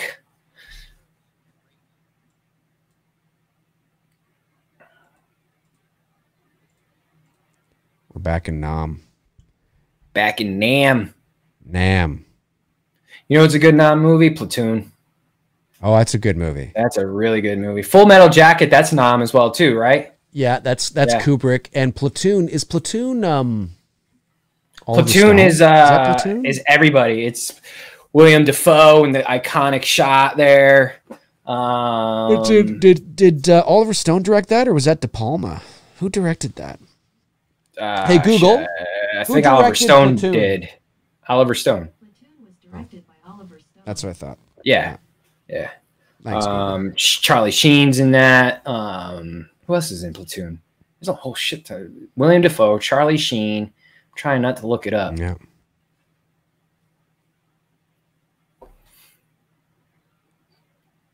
Just going over to check on the boy, and the boy is gone. The boy's gone. Robert. Looks like the critter from Critters. Oh yeah, sort of. Yeah, it does a little bit. That's can you imagine seeing that? That's creepy.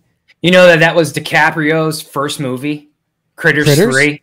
Critters 3. Interesting. Yeah, he was a kid.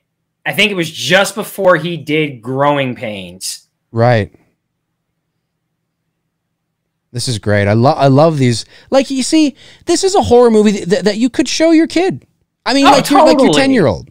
If your kid's starting to get into Goosebumps and stuff like that, this is totally appropriate for a kid. Now, I mean, there's gun violence in the movie, which you might have to take, into consideration there. But this kind of stuff, like, it just looks like Jim Henson's creature features. It does. You know what I mean? Totally so does. it's great.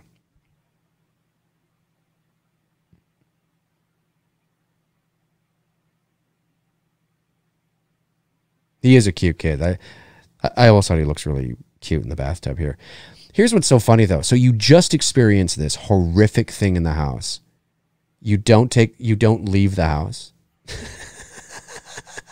Some monsters tried to take the kid up the fucking chimney. But what do? No, you just stay. You hang out. You throw the kid a bath. You got Norm there to protect you. You're good. Yeah, that's true. That's true.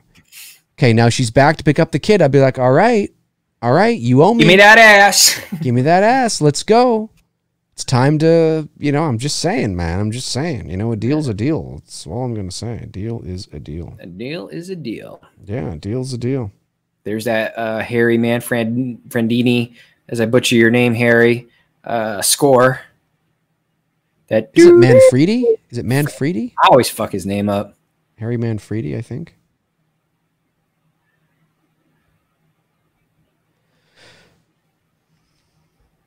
Norm, it's got his beer. See, this is it. Norm is it's like a Saturday. He's not going to Cheers till later that night. He wants to hang out with Cobb and have some beer. Exactly. That's what's going on. He needs a break from Sam and Cliff and everybody, so he's hanging out here.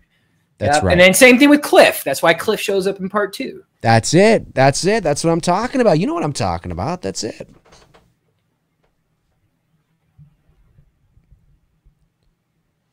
It was a raccoon. In fact, he drinks beer in this movie. So yeah, it's Norm. Well, that's what I'm saying. Yeah, it's totally Norm. It's totally Norm. 100%.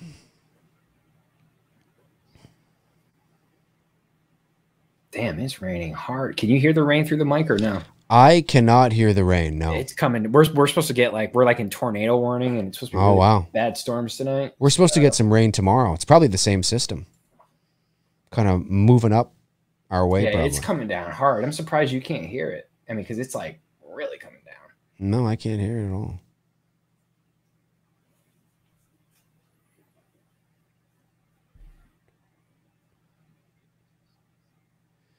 Corey Dean says Manfredini.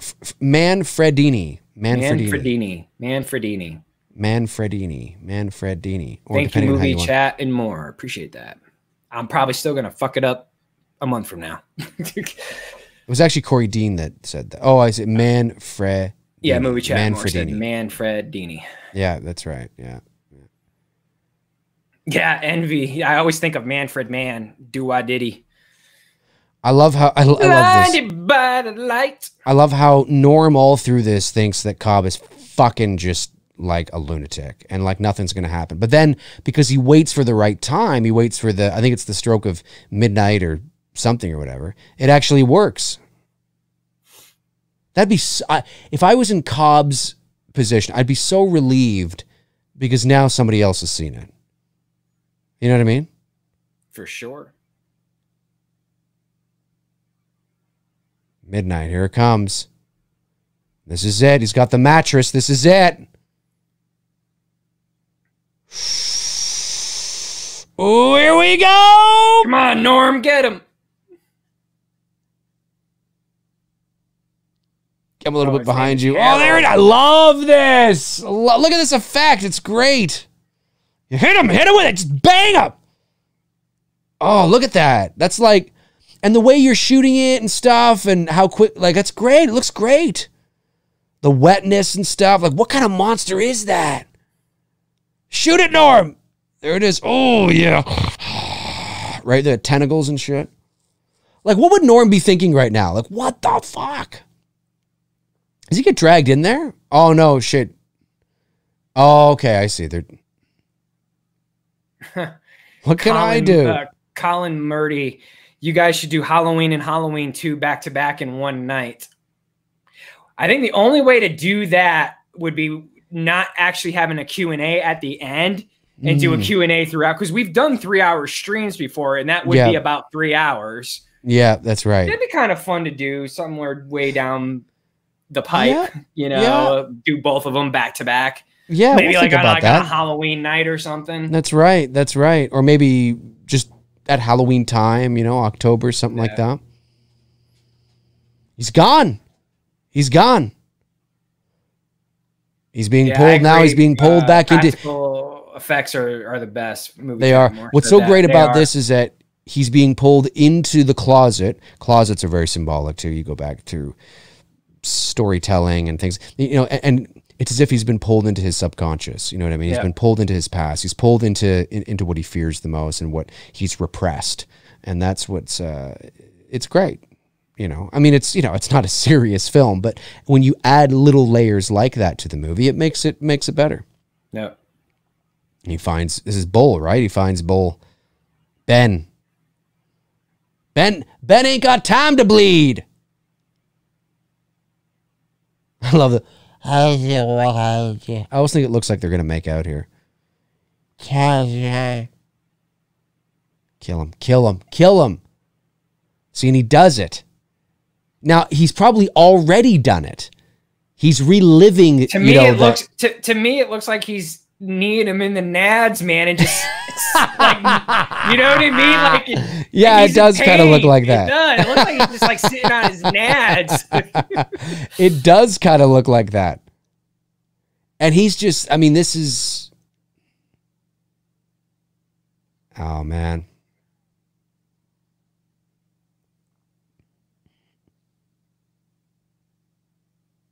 Yeah, it does look like he's just been.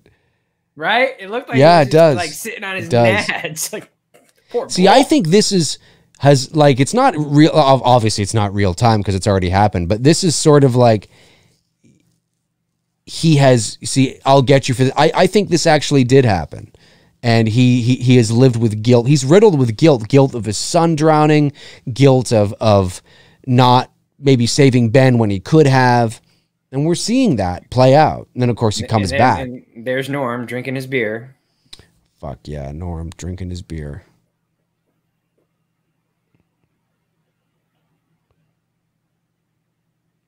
Yeah, he's just you like. Or no, he's got JD in his hand. No, the beer's okay. There's the beer. The beer was in front. Oh, he's got. I'm a little bit behind you. He's got Jack Daniels. Yeah, he's got. Well, the beer was juxtaposed in front of it, like looked like they were empty cans. Okay. But he's holding Jack Daniels. Right. See, and this is where Norm comes to at the end of the day when he leaves Cheers. That's right. And this is what happens. He passes out on the couch. Actually, while Cobb was in Nam, Norm went to Cheers, got shit-faced, and then came back looking for him, and he's just lying here now. Dude, you can totally create a fan theory between Cheers and House. Yes, totally 100%. And I'm telling you, I'm going to look up, did William Catt ever appear on Cheers in any sort of, rubbing my microphone there, any sort of, let's see here. I'm going to look this up right now. This will be fun. Did William Catt ever appear in Cheers in any capacity, even in a minor role? Here we go. We got to go all the way back to the early 90s. Okay.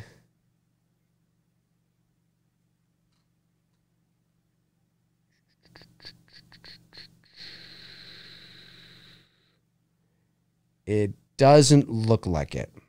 It doesn't look like it. He was never on Cheers. That is too bad. You can build it up as where Cliff and Norm actually go to when they leave the bar. And that's all it is. That's right. And he just never went to Cheers. He's just a friend that they have away from Cheers. Yeah, exactly. Yeah. But it would have been amazing if he had ever been on Cheers. That would have been fun. Oh, that would have been freaky. Yeah, for sure. Oh.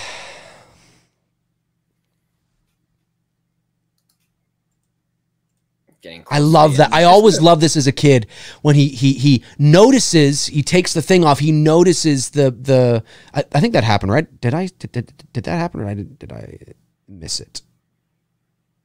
Fuck. No, that's right. He sees this. Yeah, okay, so that already happened.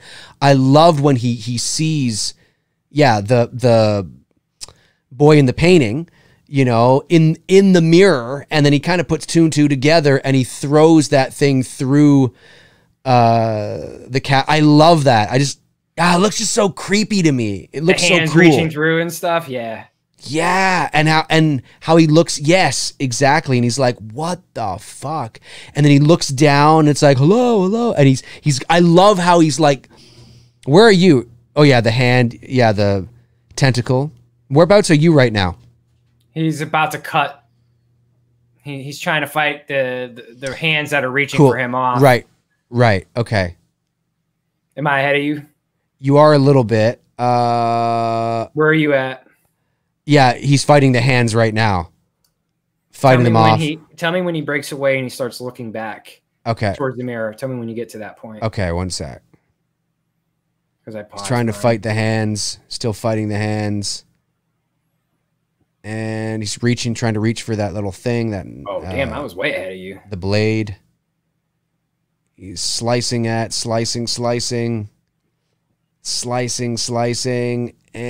he backs up, and he looks back towards the mirror.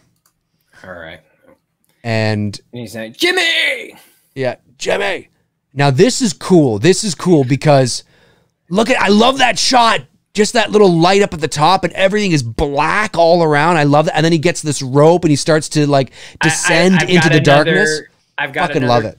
Got another connection with Cheers and the darkness through the bathroom mirror. Okay, there's an episode of Cheers where Norm, through his company that he's working at, he's the guy who has to fire people and let people go and axe them and whatnot. And right. While he's at the bar, he ends up going into, he falls asleep and he's dreaming. Right. And he's pushing guys through a door into this empty black space of nothing, just like this. Right. That is amazing. There's the tie-in again. I'm telling you. They're connected. But I always loved this as a kid, how he's just descending into, it's very much like, it's got almost like the Further in Insidious kind of vibe here. Yeah.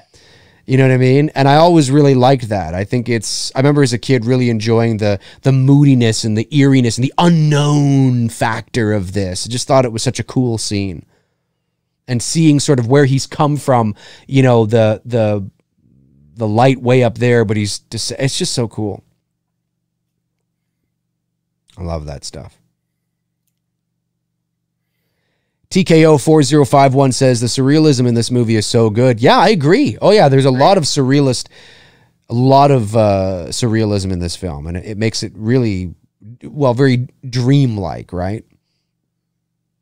Even the sound here that Manfredini, Yeah. the wow, wow, ding, ding, ding, ding, ding, ding. Wow, wow, wow, wow. It's the synth shit, but it's great stuff.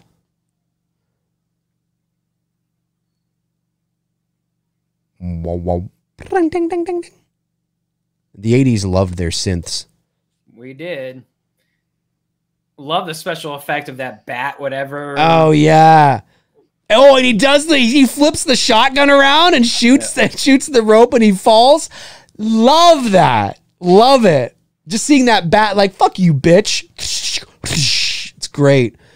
And of course, he falls right into his own swimming pool. I mean, very much not the swimming pool. He's back in Nam, I guess. Oh, right. He's back in Nam because now here comes Big Ben's about to come.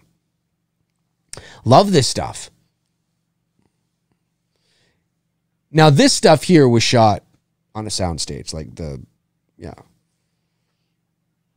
That's very Friday the 13th there when he's under the water and you can hear oh my God. Totally Friday the 13th. Totally Friday. Great stuff. I've never noticed that before.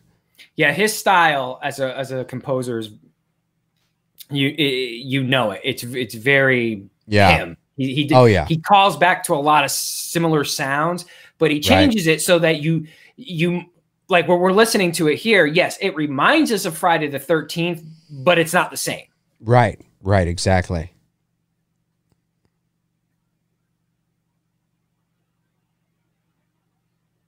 He finds Jimmy. Dad.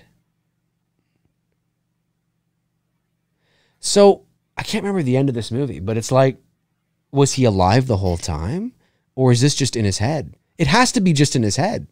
Even if the movie ends with them together, it's got to be in his head. Because it would, I mean, unless the movie's trying to tell us that this surrealist world, this world actually physically exists, which I never thought that's what they were saying. But, like, it's another dimension. Oh, I guess. Yeah, I guess so. I mean, maybe his son was, it was another dimension. It's another dimension. That's right, because they come up here in the pool. That's right. And they're back in their own, right. Yeah, but you ain't out of the woods yet, because here comes Big Ben. Big Ben's coming in a moment.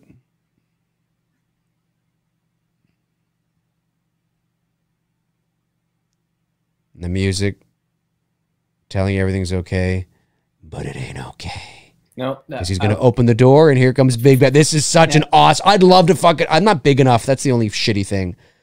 Look at that. I love this. Yeah. Oh my God, is that fucking terrifying? What a great costume. Oh, it's like Freddy.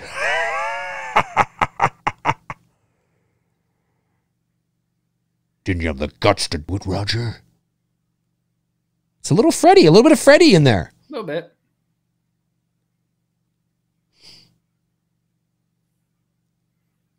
Oh, I love it. I need you to get out of the house, go up to the road to the That's right. That's right. Yeah, that's essentially what's happening. You're right.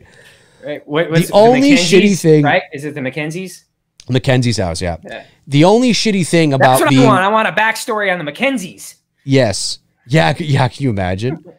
The only shitty thing about being 5'8" is you can't dress up as some of the most iconic, like, you can't dress up as Vader. I can't be Darth Vader. I can't be this guy.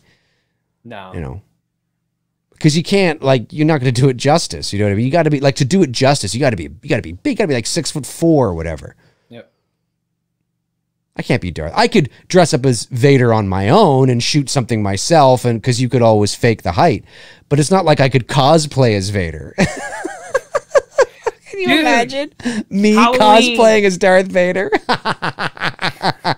Both of us, because I'm only like Well, yeah, 2 inches exactly. taller You than can't. No, you No. can't. Cosplay as Vader. There you go. Do a new Halloween movie starring Charlie Bowles as the killer with the McKenzies as the family. Yes. So while Michael's doing his thing across the way, McKenzie's are getting fucking stalked by old Charlie Bowles. There you go. It's all there you happening go. at the same time on That's Halloween right. night in 1978. That's right. That's right. That's right. It's happening simultaneously. Yeah. This costume is so awesome. Now again, that's not Richard Mole. I think it's his name, right? Richard Mole, I think. You sure that's not him? Because he's a big dude. He's a big dude, but no, it's not. I don't believe so. It is Richard Mole plays Big Ben, but I don't think it's him. I thought I heard somewhere it wasn't him. He is listed as playing Big Ben, but he does play Big Ben, and it might be his voice lowered. But who is the actual person in the costume? I don't think it was Richard Mole. There you go. No, it was Kurt Wilmot, Skeleton Big Ben. Okay. Kurt Wilmot. And according to IMDb, House was his first movie. He did Hard Bodies 2 in 86 as well, and then a few episodes of LA Law. So something tells me he was just a big dude, you know, maybe I don't know if he was a stunt guy. No, I don't think so. It doesn't say that. He was just an actor. Maybe he just got out of acting after that.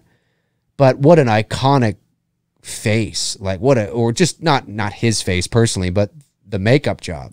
Just fucking terrific. It's basically what Jason evolved to, more or less. Kind of, yeah. And even listening to this dramatic music right now sounds like the later Friday the 13th. It does. Dramatic music, not the earlier ones, but the later Friday the 13th. It has that feel and vibe to it. That's right. Yeah, this looks like Kane Hodder's Jason from 7. It does, but I like this better because he's taller. Yeah, he's not. He's got more vertical, so he feels more imposing. Just waiting for him to do what Kane did in part 7. I would if I could, I would love to dress up like that. I wish I was 6'5" so I could just dress up like this guy. Be amazing. I mean, I could still dress up like him, but I couldn't cosplay him. Not that I don't cosplay anyway, but I just mean like I could never actually make an appearance dressed as this guy. I'd be laughed out of the building. But certainly it's a cool fucking outfit. Is that all you can do, you wimp? Love it. You wimp. Yeah, a little bit of a Freddy laugh there. He's like, yeah. But he doesn't talk. He's more, where you go? Not like that. More like, where you going, pal? Like kind of like that. And I love this, how he's hanging on the cliff. You know, so yeah, like if this is real, like if we're being told this is real, then it's another dimension crossing with, I think it's his subconscious. I don't think any of this is happening. And doesn't he like toss Ben, and Ben falls and his bones crack everywhere, I think?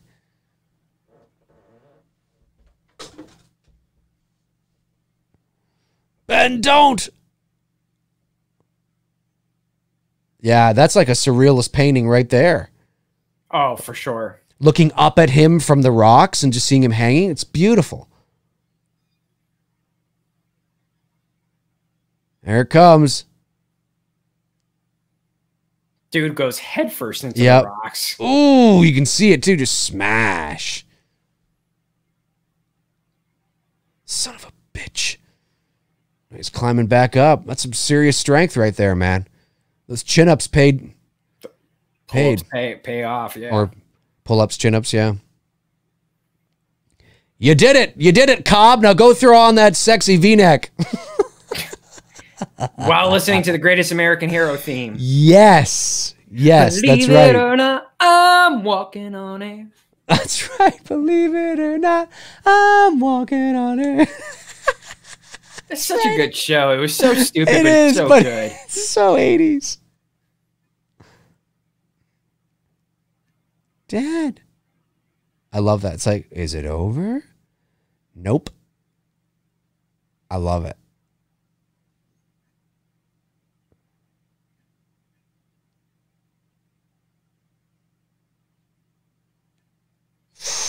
Daddy.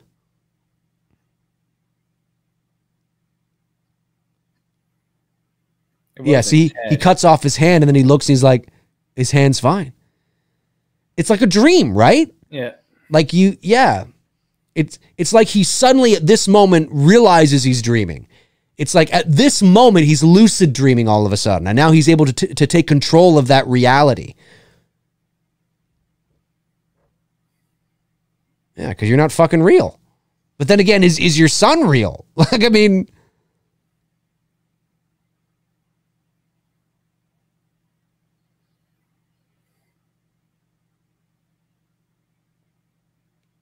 Oh, yeah. Great practical effects. Yep. And here comes his wife. The house is on fire. What is going on? Norm comes out. Norm just is, he's just come out from his drunken stupor. Norm's like, fuck this. I got to go to Cheers.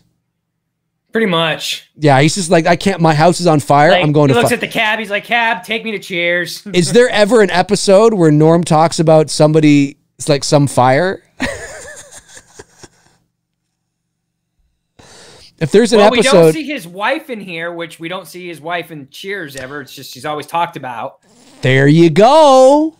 There you go. Wouldn't the mother be like, how the fuck? Like, where the fuck?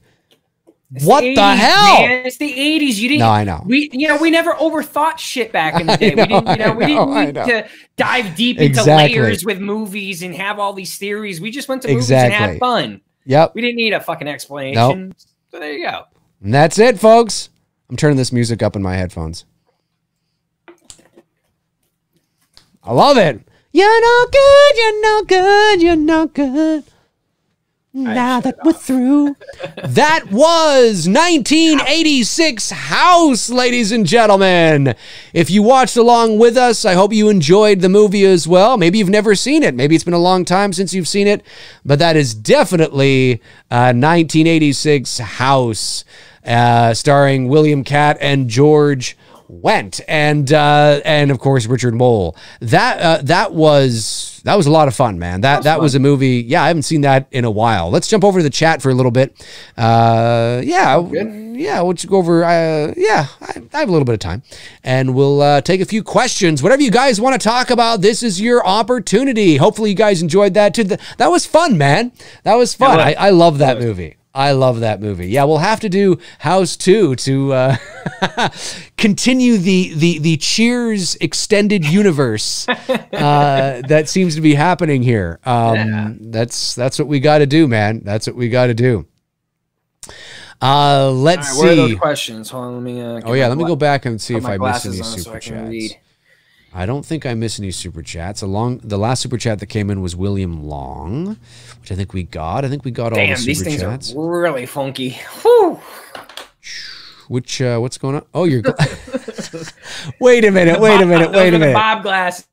Oh, those are the Bob glasses. Okay. The legit Bob glasses. Do they have this is what the actor, not these, this is the type of, this is the brand that he wore. It's the exact brand, exact type. It's the exact brand, exact model, exact color, everything. Like it took me a while to track this shit down, but I was fucking stoked when I did, because my only references were the movie. So I took still shots of the movie and I was just through 1970s glasses styles, and then I found this and I was like, all right, cool. I'm in the ballpark, and then it was just looking everywhere till I finally found it at an antique store. That's awesome. That's awesome. Matthew Hawkins says, T&D, what is your favorite thing y'all have done? Y'all have done. Y'all. Y'all, man. Y'all have done for your jobs. What is your favorite thing that we've done for our jobs? My favorite thing. Honestly, for me, it's a simple answer. All of them, because without any of them, I wouldn't have a career.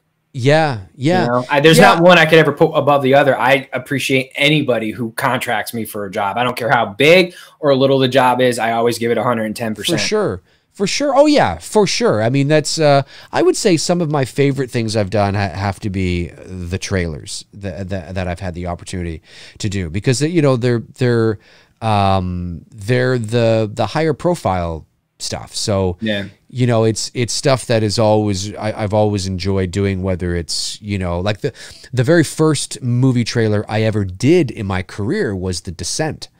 And that was the very first one I ever, I think it's on my, I think I uploaded it to this channel. I think so. Cause sometimes I do like, I'll be going through stuff. I'm like, oh yeah, I forgot about that. And I'll put it up at like on a throwback Thursday or something or whatever. Hey, tomorrow's Thursday. Maybe I'll do that tomorrow. No, it's Thursday. The Descent. And then of course, some of the Disney stuff that I've done.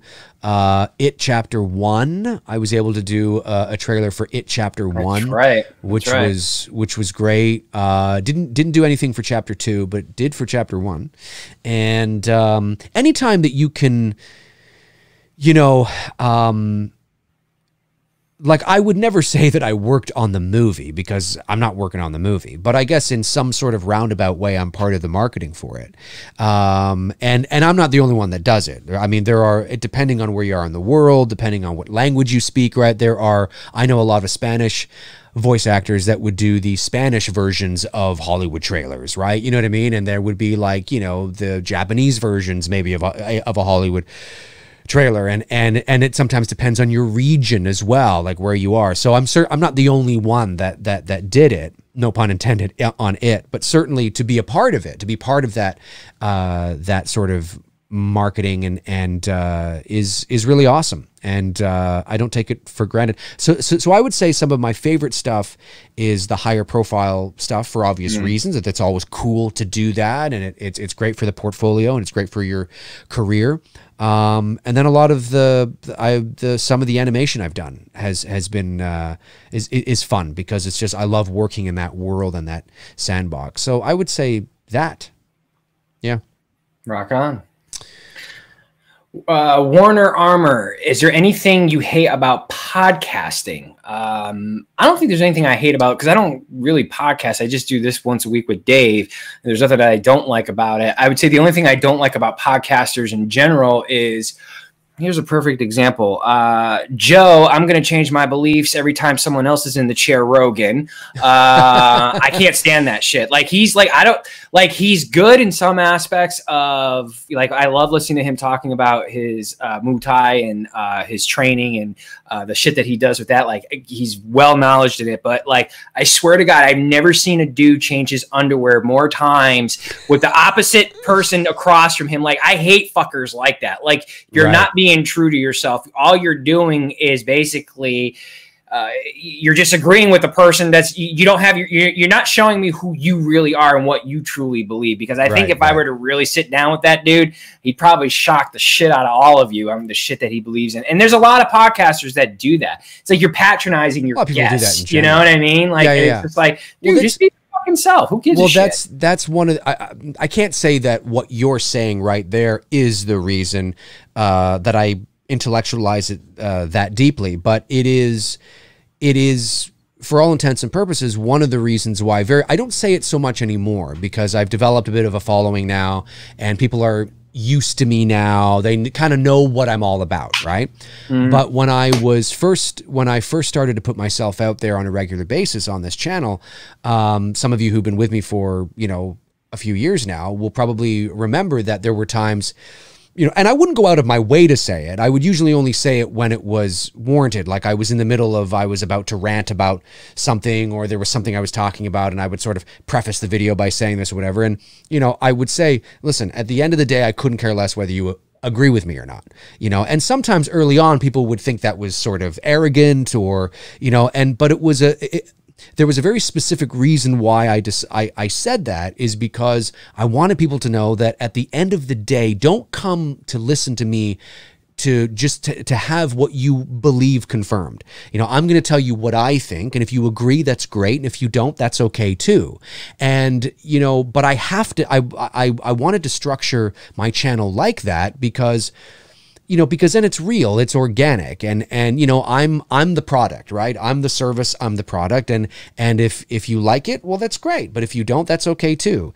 You know, I can't shapeshift to you know, well, I don't want to say that's, you know, I don't want to say that's shit, because there's some people out there that don't think it's shit. Right. Well, that's okay. That's great. That's great. I'm glad there's people out there that I think it's dog shit. You know, and sometimes I say it very bluntly and harshly, which can come off as sort of, you know, really kind of, you know, in your face, but it was so important for me early on to kind of let people know, hey, these are my thoughts. I'm going to do the best I can to, you know, articulate those thoughts and quantify those thoughts, give you reasons why. But I hope nobody, and if you agree with me, that's always awesome. But I never want people to, you know, it's important that we all get different perspectives from everybody. Yeah, and exactly. I would never change my tune. Like when I had Marion Singh on, right, who was in Halloween 2018. She gets knifed through the neck, in case you don't know. That's right. She's the second kill. That's right. Gets the knife through the neck at the window. I love her. She's adorable. Just absolutely amazing. Marion, if you're watching, hello.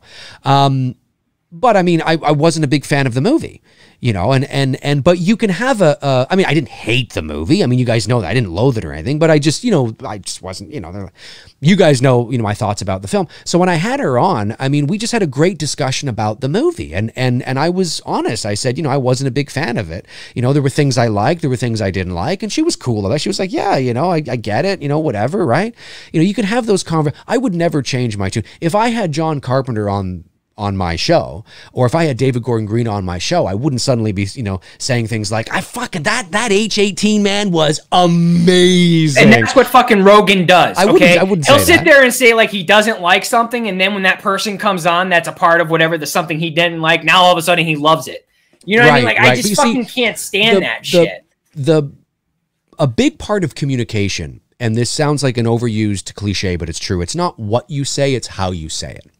Yeah. And I could have a wonderful conversation with David Gordon Green about Halloween 2018, and it would be articulate and mature and adult, and we'd probably laugh, and you know, we'd have a great time, because it's not what you say, it's how you say it. It's how you approach those types of conversations. I'd want to get inside the mind of the creator of the independent filmmaker. I'm the independent filmmaker of the filmmaker, you know, and sort of pick his brain and find out why he made the creative decisions he did, and ask him, you know, like that kind of thing, right? It's not about coming to blows or exchanging blows or insulting, you know, people's work. It's all about sort of, you know, it's how you articulate it.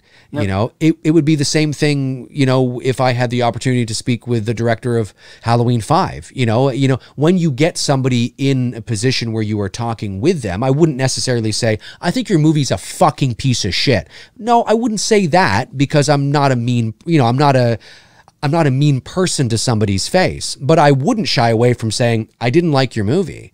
I really didn't like your film. I just didn't think it was a very good Halloween movie, you know? And then he might say, oh, okay, interesting. I disagree. Tell me why. And I'd say, well, here's why, you know, and you have a great conversation, right? You know, so I always wanted to kind of be that, because I would like to think that people value that about my channel. They know that you're going to get honesty.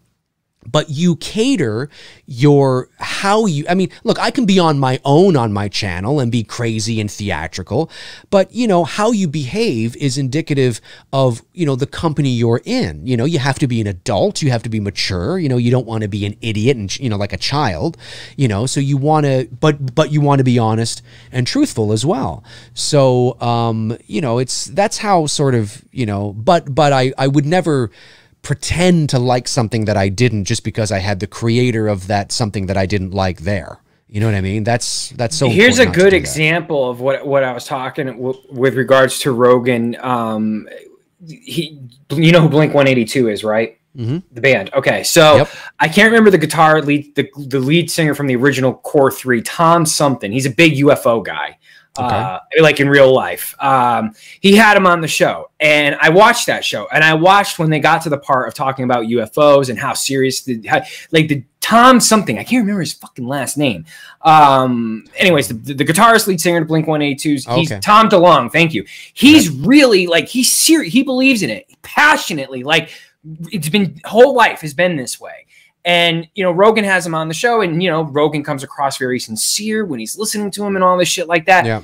Then he has Travis Barker, Blink's drummer, on the show. And they get to a part where they talk about, you know, Joe asks him about, you know, Tom's infatuation with UFOs. Was that always a thing? And Travis like, oh yeah, man, he always be like, when we were on tour, you know, blah, blah, blah, I'd start talking about it. And just out of respect to his friend, he listened, you know, sincerely and thought it was really cool. He never got into it. But Rogan ends up like dissing Tom DeLonge about, you know, his over infatuation with UFOs, like behind his back, being two-faced. You know what I mean? And that's the kind of shit in podcasters that I don't like, that you'll have one guest on the show be all sincere about the shit they're passionate about, and then belittle them to a friend of theirs, okay, on the next show. Like, that's the kind of fake podcasting shit that I can't stand, and that's why I can't figure out why this idiot has a fucking following like he does, because he does that shit all the time. You know, like, here's an example. Ben Shapiro. I don't agree with half the shit that dude says half the time, but he's consistent. He never fucking changes his view. You're consistent with your views. You never change your views on the shit that you say. You know what I mean? You wouldn't all of a sudden like sit there and tell me, dude, Tony, fucking, I love Halloween 4. I think it's the fucking best, man. I agree with you 100%. And then turn around and be like, that fucking movie sucks. I know how you feel about Halloween 4. Yeah. Oh, you know, I get it. I totally get it. And yeah, no, it's interesting. It's interesting. For me, I forget what the question was now. What is the toughest thing about? What don't you like about podcasts? Oh, what don't I like about podcasts? I've never really thought of this as a podcast, I guess. I guess it is, it's for all intents and purposes. Yeah. I would say that just what don't I like about it? Not much. I mean, you know, it's a lot of hard work. I mean, that's what it is. And that, you know, again, I mean, that's why I've often said, like on the Hallow stream last week, you know, about once a year I will tweet this, and I give credit to the guys like, you know, Drum Dums and Cody Leach and Wham and Jimmy Champagne and Wolfman and everybody who does this, you know, who creates videos and who has, you know, I mean, I just, my hat goes off to them, and those who have wives and children as well, and are still consistent with their content. So I think it's just, I don't think there's anything I don't like. I think it's just, you know, it's a lot of hard work. You know, I would say that would probably be my answer to that. A couple super chats. Intel Wild sends in one, says, hey, Dave, any sneak peeks on tomorrow's McRae Live? There are no sneak peeks on tomorrow's McRae Live. Calm down, Intel. Calm down. No peekaboo. Intel Wild follows up with, yo, Tony, don't mean to get too personal, but are you married or have any kids? Just curious. Fuck no! Never, ever been married, ever. Dude, you're about to give me a panic attack. And definitely no kids. I have two No nephews. kids that you know of. No, trust me, I know I have no fucking kids. That you know. No, I'm just kidding. I have two nephews and a niece. I don't want kids. And I'm pretty confident that I'm probably never going to get married. I wouldn't mind having a life companion, you know, a female that I could share my life with, kind of like what you and your girl are doing, without the whole full-blown fucking marriage type 100%. Thing. I'm just not really thinking that's what I want out of my life. But yeah, no, never been married and definitely no kids. Yep. There you go. No. Warren Armour says, hey, Dave, can you let us see you do a voice job? Ooh, like a behind the scenes video? That'd be cool. Yeah, I think so. I mean, if it's something that's in a studio in Toronto, I'd have to get permission from the studio to do that. And then depending on what it was, I couldn't let you see it until after because the ad was airing. So if I was doing like a promo or a trailer, I may record it in, you know, like April, but you may not see it till June, you know, or something like that. So it might be, you know, maybe not that far in advance, but maybe a couple of weeks, maybe. It all depends. It all depends. But if I record it from home, I don't need anybody's permission to record it, but my own.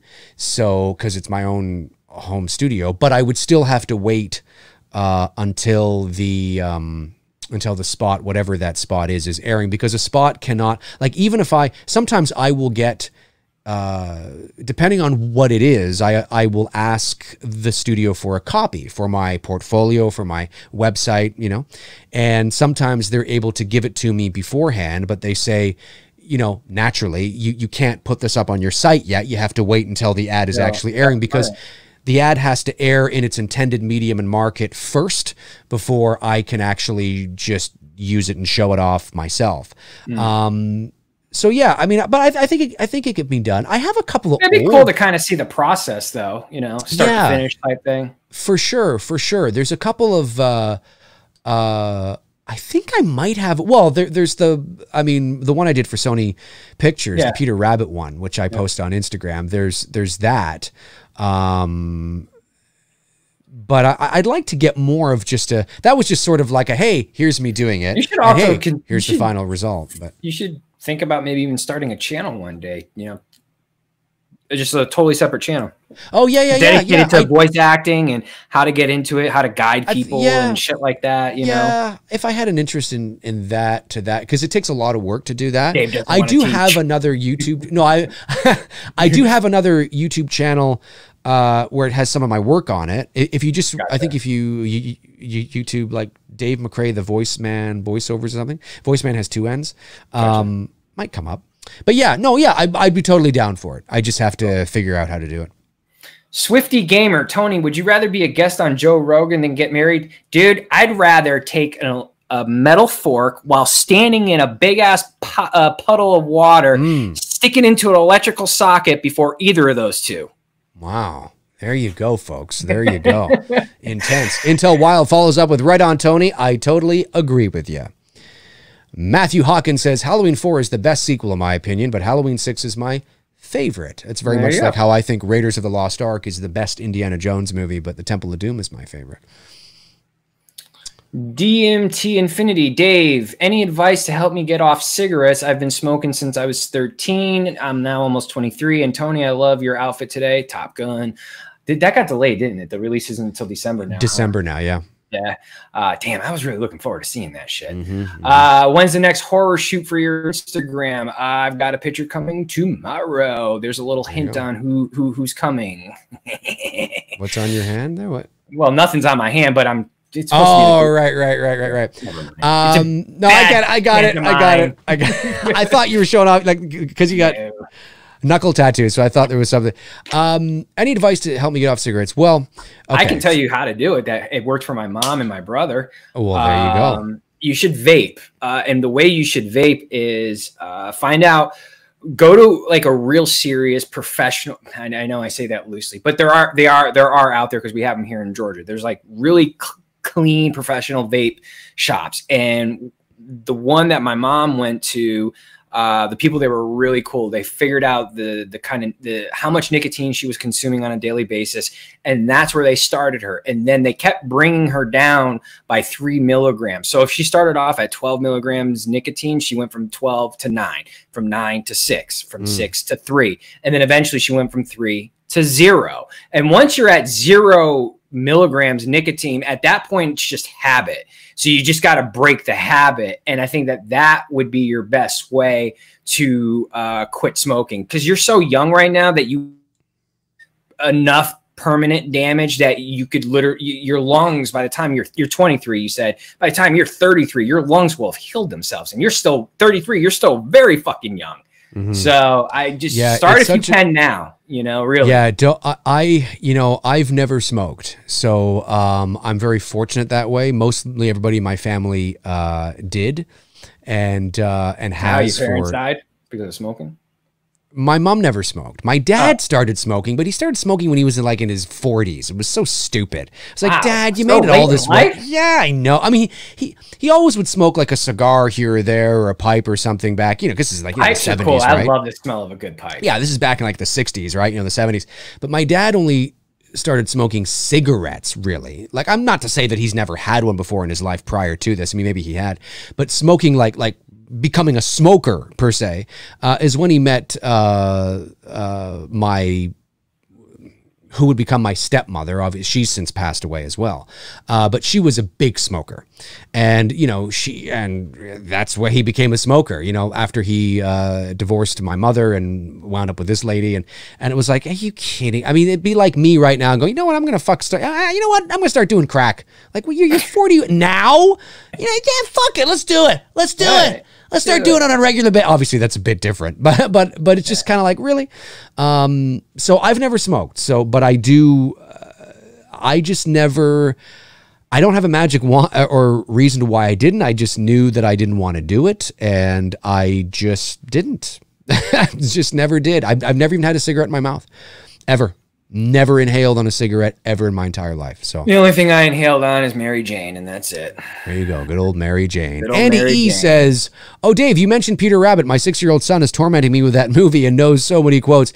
Yeah, Peter Rabbit. I wasn't in Peter Rabbit, but I did a few of their trailers. Obi-Wan in that movie?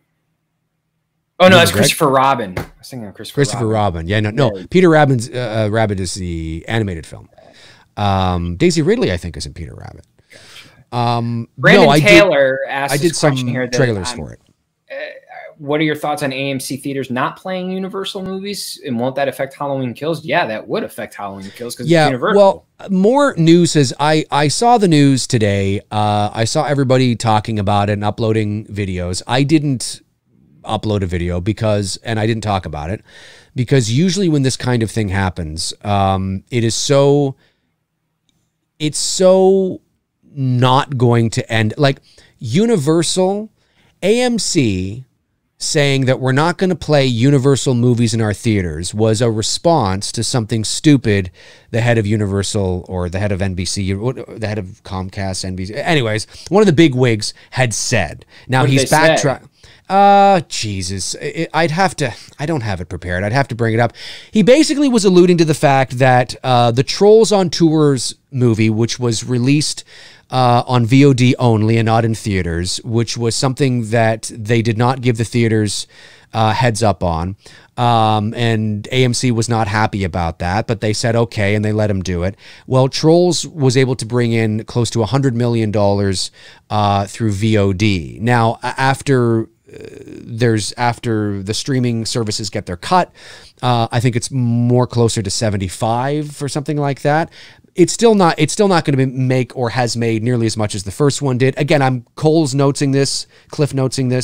But he said some remarks, I'm paraphrasing, about how, oh my God, that's so wonderful, blah, blah, blah. But there's things he's not mentioning. You know what? We're going to be thinking about doing this more on a regular basis when things get back to normal. Like basically like saying that, oh, there's going to be some movies and the head of AMC just did not like that. I mean, that's just, ridiculous. And basically said, well, listen, if you're not going to release we're just not going to allow you, you can't just do that.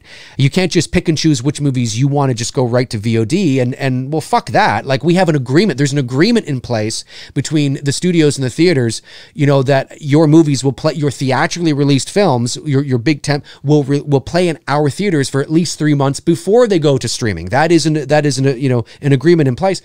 And anyway, there's a whole long thing about that. And AMC responded by basically saying, well, listen, if you're going to do that, then fuck you. We're not going to play any of your movies in our kind of dickish though for theaters. AMC to do that, I actually think it was the smart move to make, because there is no fucking way Universal is going to go, okay, fine, forget it then. We don't live in that world yet where streaming is that profitable to be able to do that. And let's be honest, Trolls made that kind of money because everybody's at home. The real question is, can tentpole movies and these movies make that kind of money on streaming when life is normal, so to speak, and everybody's going out and about again and the theaters are opening up again? I think it was basically what AMC, I think, was doing was calling Universal's bluff. That's what they were doing. And the head of the same guy over at Universal that made this comment or made this statement has since today, I believe, come out and said, oh, no, I didn't mean it like that. I meant it like this. Or no, we still really want to. So it's almost moot. I think given the circumstances, I think both parties are sort of to blame from listening to the cliff notes here from what you just kind of described to me. But AMC's got to realize that this is a completed project. And, you know, I understand where AMC's coming from, but I think if given the circumstances that we're all in right now, there could have been a little leniency, you know what I mean, with Universal releasing it straight to video. Well, what it was is that Universal didn't tell them about it.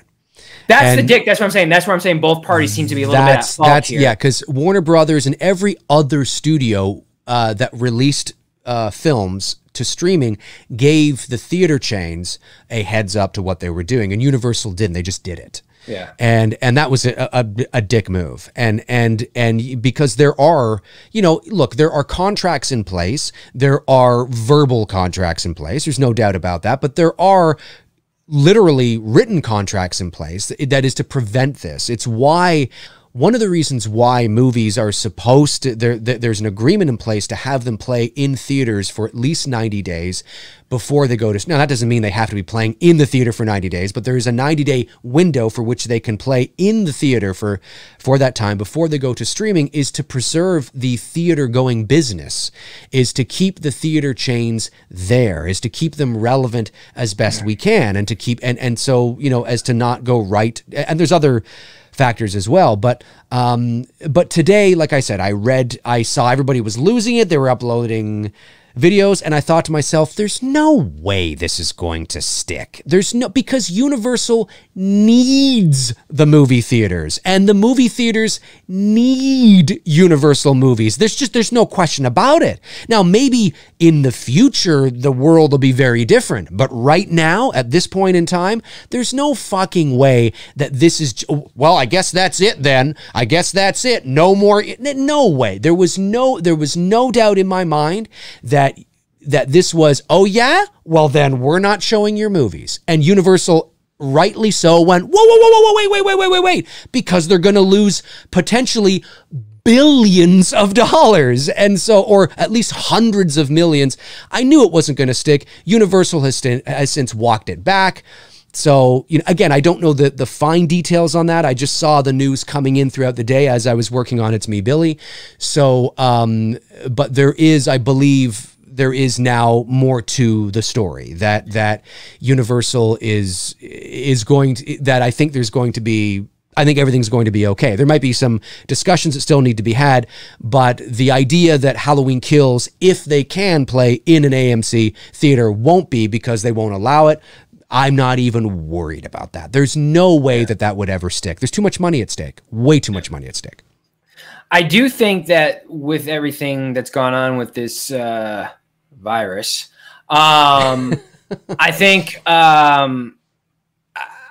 this is going to begin the beginning stages of that change that you're talking about, of how our movie going experience is going to be like. I'm going to be paying very close attention to when things return to normal, when and whatever that will be, because I think movie theaters are going to be like gyms. Gyms are going to take a massive fucking hit from this, because all these people like myself, I just built myself a fucking dope ass home gym. I have no desire to fucking go back. There's nothing. I don't need to go back now. Why am I going to go pay a membership somewhere where I know that, let me tell you, the sanitary in these health clubs are not that fucking great? Do I really truly believe that these club workers are really fucking detail cleaning all these weights and fucking cardio machines? Fuck no. I know that. You know what I mean? And other people know that. And everybody's been buying all this fucking gym equipment online and building these fucking in-home gyms, CrossFit training places, all these fucking gyms, like Gold's Gym's been shutting down places. You're going to see that domino effect with gyms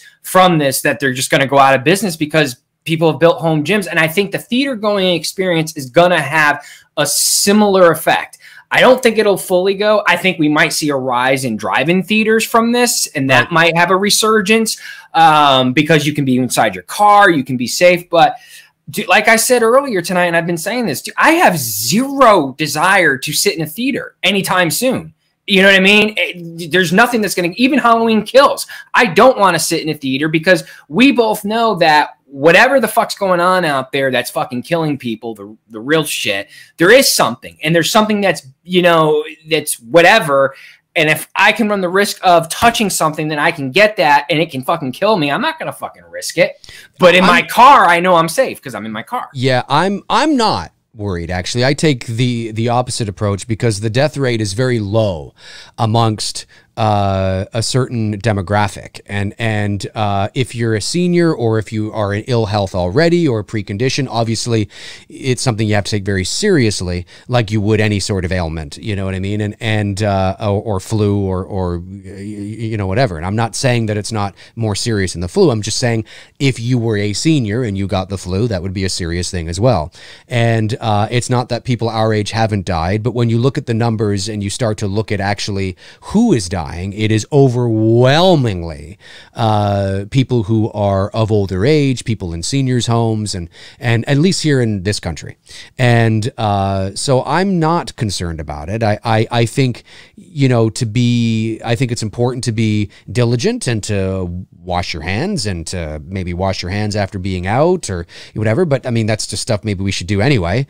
And I'm okay. I feel okay about it. But do you think the masses? That's what I meant. I didn't mean personally. I'm saying the masses. I don't think because I've talked to a lot of people who are.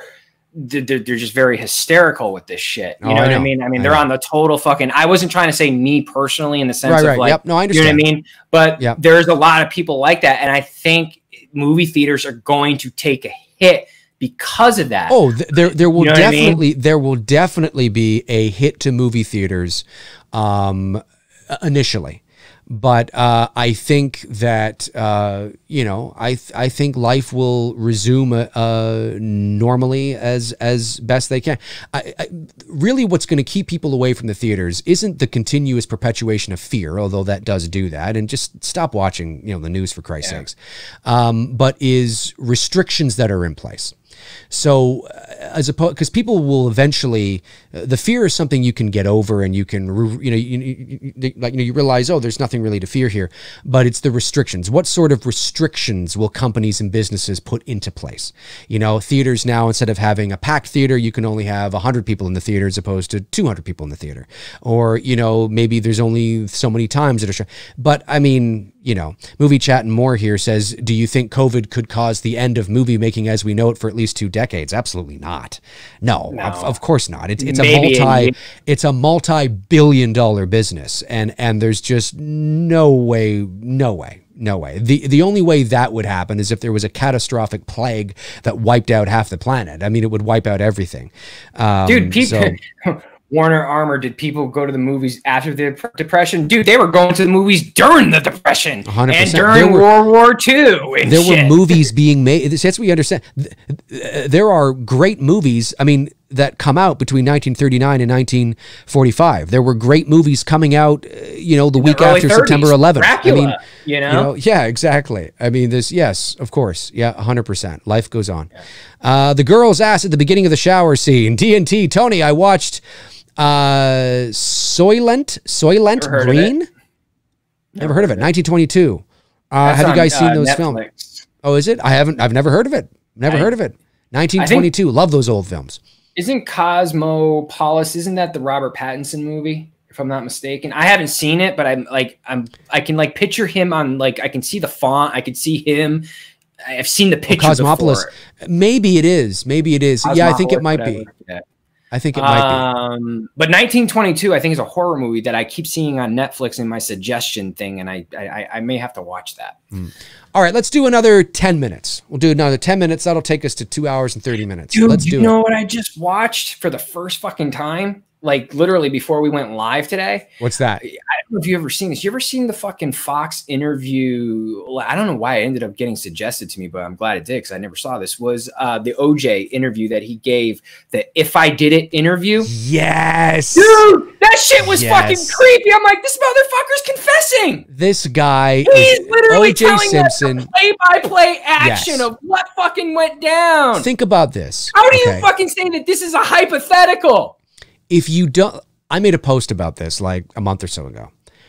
Let's say you're somebody that truly believes O.J. Simpson is innocent. Okay. You believe he's innocent. All right. Can we at least agree then that he is an absolutely disgusting human being and a terrible, terrible father? Why? Because why would a loving father put his own children through fucking hell by saying, hey, kids, I didn't murder your mother. But if I did. But if I did, here's how I would have done it. Killed your mother. Here's how I would have nearly sliced off her fucking head. So if you don't want to believe he's guilty, can we at least agree that he's a fucking scuzzbag sucking piece of shit of a human being?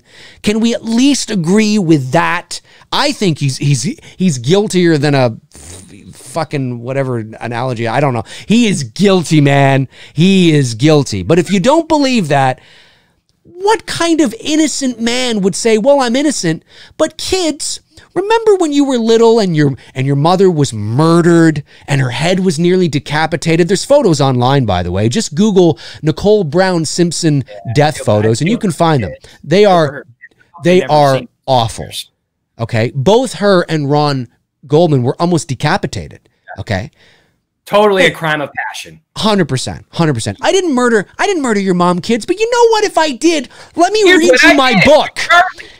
So then I came up and I stabbed your mom in the fucking throat. Like, I mean, are we like, really, dude? I mean, this guy is a scuzz-sucking piece of shit. Well, because unfortunately, I don't know what it's like in Canada, but in our country, double jeopardy. We can't, once you've been acquitted. Oh, yeah, no, I think it's the same here. I think it's the same here. So he could literally confess and there's nothing we can fucking do. Yeah, I don't understand why he just doesn't do it. Robert Thidoff sends in a super chat, says, guys, I would love to freelance for work someday, but is buying your own health insurance sky high? Thoughts and advice? Well, I'm not an insurance broker or an insurance expert. Ours are different though, right? You have universal free healthcare. We don't. Well, we have we do, but how, and again, it's different from province to province. Like it's all, okay. So Canada has universal health care. And what that means is it's universal basic health care, right? So like, you know, is my wallet here? My wallet's not here. Damn it. Could have showed you my health card. Anyway, so yes, Canada has universal, I call it basic health care. And what do I mean by that? Well, you know, you're sick, you go to the doctor. It's free. You know what I mean? You have to get an x-ray done for, you know, depending on what the x-ray is, but you know, a generic, simple, it's free.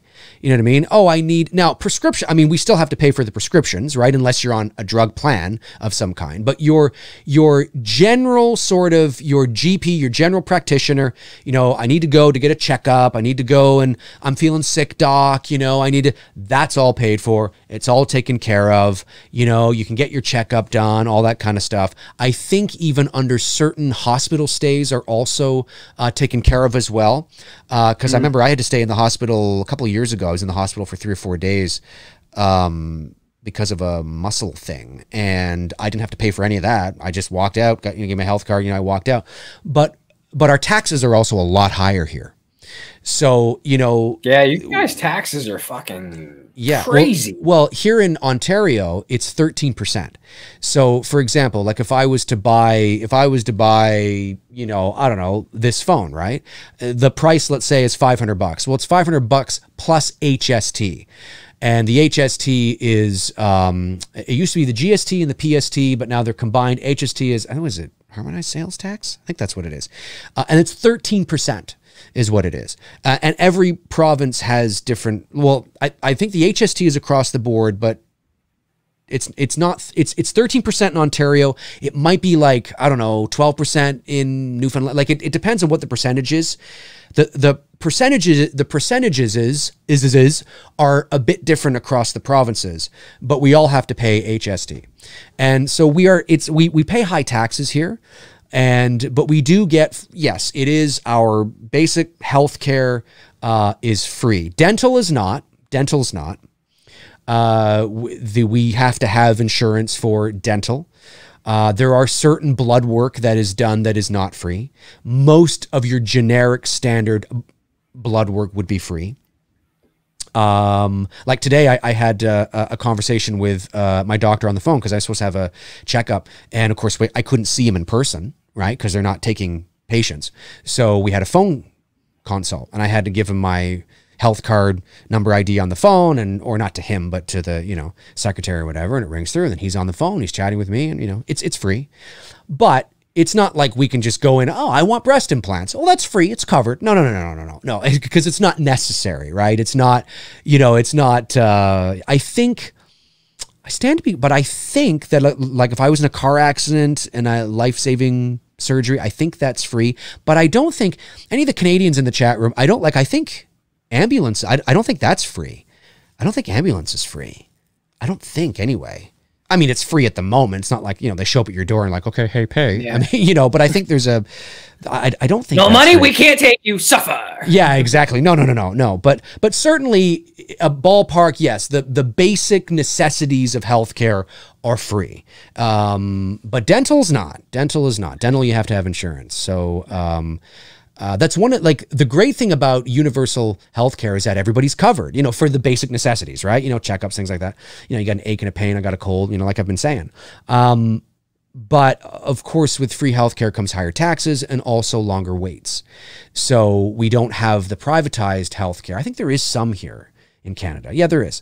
But in the States, that's why some people who want surgeries or want, you know, whatever, they'll go to the States for it. From here, they'll have to pay a bit more, but they're seen like that. You know what I mean? Because, or, you know, depending on who they go with or where or whatever.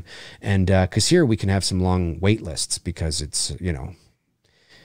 So anyway, I'm not a health expert, but that's sort of just a generalization of kind of how it is here. So yes, we do have universal health care, but it's not like everything's free. Oh, you need a prescription here, it's free. No. Prescriptions aren't free. They're not free. There you go. There's your Canadian healthcare learning expert or learning. I'm no expert, but there you go. Vegas Courier, you like the 80s, but what about the 90s, 2000s, and I guess the 2010s, 2016 and up are really me. I think I kind of get what you're asking there. Yeah, I mean, obviously I'm a fan of the 80s and the I'm a big fan of a lot of shit in the early 90s too. Whether it's movie related, TV shows, music related stuff. That was a very special time for us in our lives anyways, I thought. You know, because we were kind of, that was our, like the late 80s, early 90s was mine and that was our coming of age. You know, we were becoming young teenagers and whatnot. And it was just a fun time. Yeah, it was like 10 years. It was like, yeah, it was like really when you could, yeah, like the late 80s, early 90s, and of course into high school. Yeah. I'm not a big fan of the later 90s, but definitely the early 90s was a lot of fun. Like I've always said, like if God is real and God says to me, hey, heaven can be any 5 years of your life, you get to be the perfect person of yourself, you know, your perfect age, perfect health, and you get to live in a 5-year block of your life. What would you choose? I would choose 1989 and 1994 and just repeat that shit for eternity. Because it was just, to me, I just like, I get everything that I want. I get everything that I know and what my brain would comprehend as whatever the afterlife is. And I wouldn't need modern technology to be happy because it was just a very, if you didn't live it, it's hard to explain it, but the best way I can explain it was that it was just a very fucking fun time because there was a lot of shit happening too.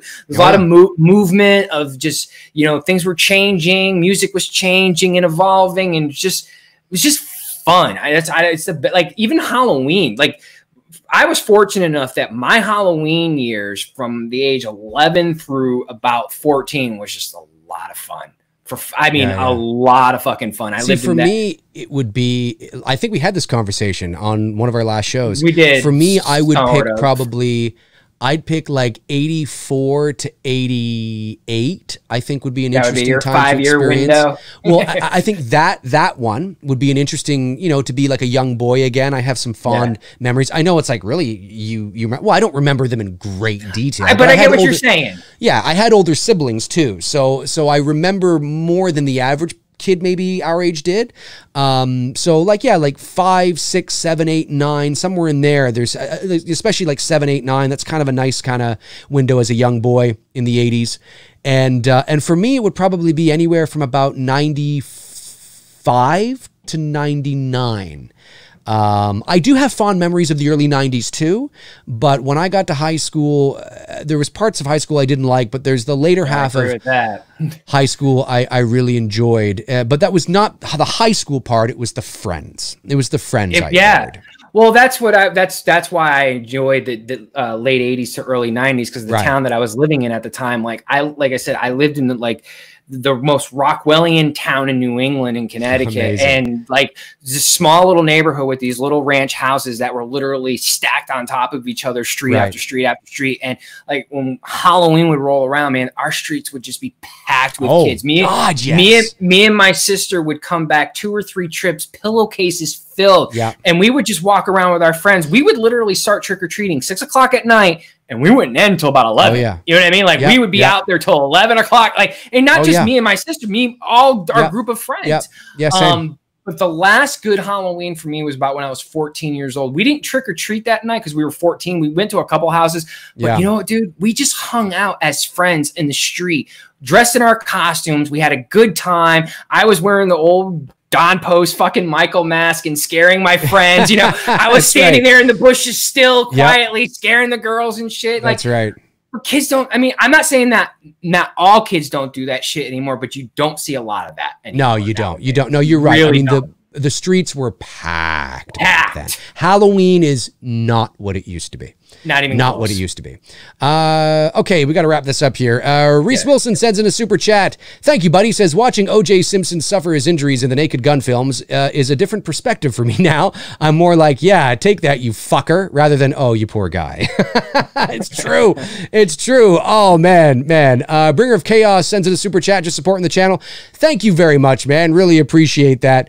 Yeah, guys, we got to wrap it up here. We got to get going. We got to wrap it up. That is going to do it for Tony and I. She said, you got to wrap it up. You got to wrap it up. Hey, that's going to do it for Tony and I here on episode 67 of Two Dudes and Some Bullshit. I want to thank our moderators, Jason Nike, Darren Sands, Tap of the Short, Frank Riker. Yes, thanks so much, guys, for moderating and keeping the ebb and flow of the chat room going. Thanks to everybody who sent in super chats, of course. Really appreciate that. For those of you that didn't send in super chats, really appreciate all your questions. Remember, if we didn't get to your questions, we'll still get to them, right? I mean, maybe not those specifically, but, you know, try again, and maybe we'll be able to read yours out. Tony and I like to be thorough. Sweet Tea sends in a super chat and just says, for the channel, my friend, Sweet Tea coming through hard in the paint in the last seconds of the game. Sweet Tea, you're doing it. You're amazing, Sweet Tea. Or as I would like to say, Sweet Tea coming in with that walk-off. That walk-off, that's exactly it. That's exactly it. Hey, Tony Michael's Instagram is below. My stuff is all below there. That'll do it for us. Tony, any last things you want to say? No, we'll see you guys next Monday with some more gore and horror. Horror. Yeah, we'll see you next Monday with some more gore and horror. Okay. All right, folks. Talk to you later. Cheers.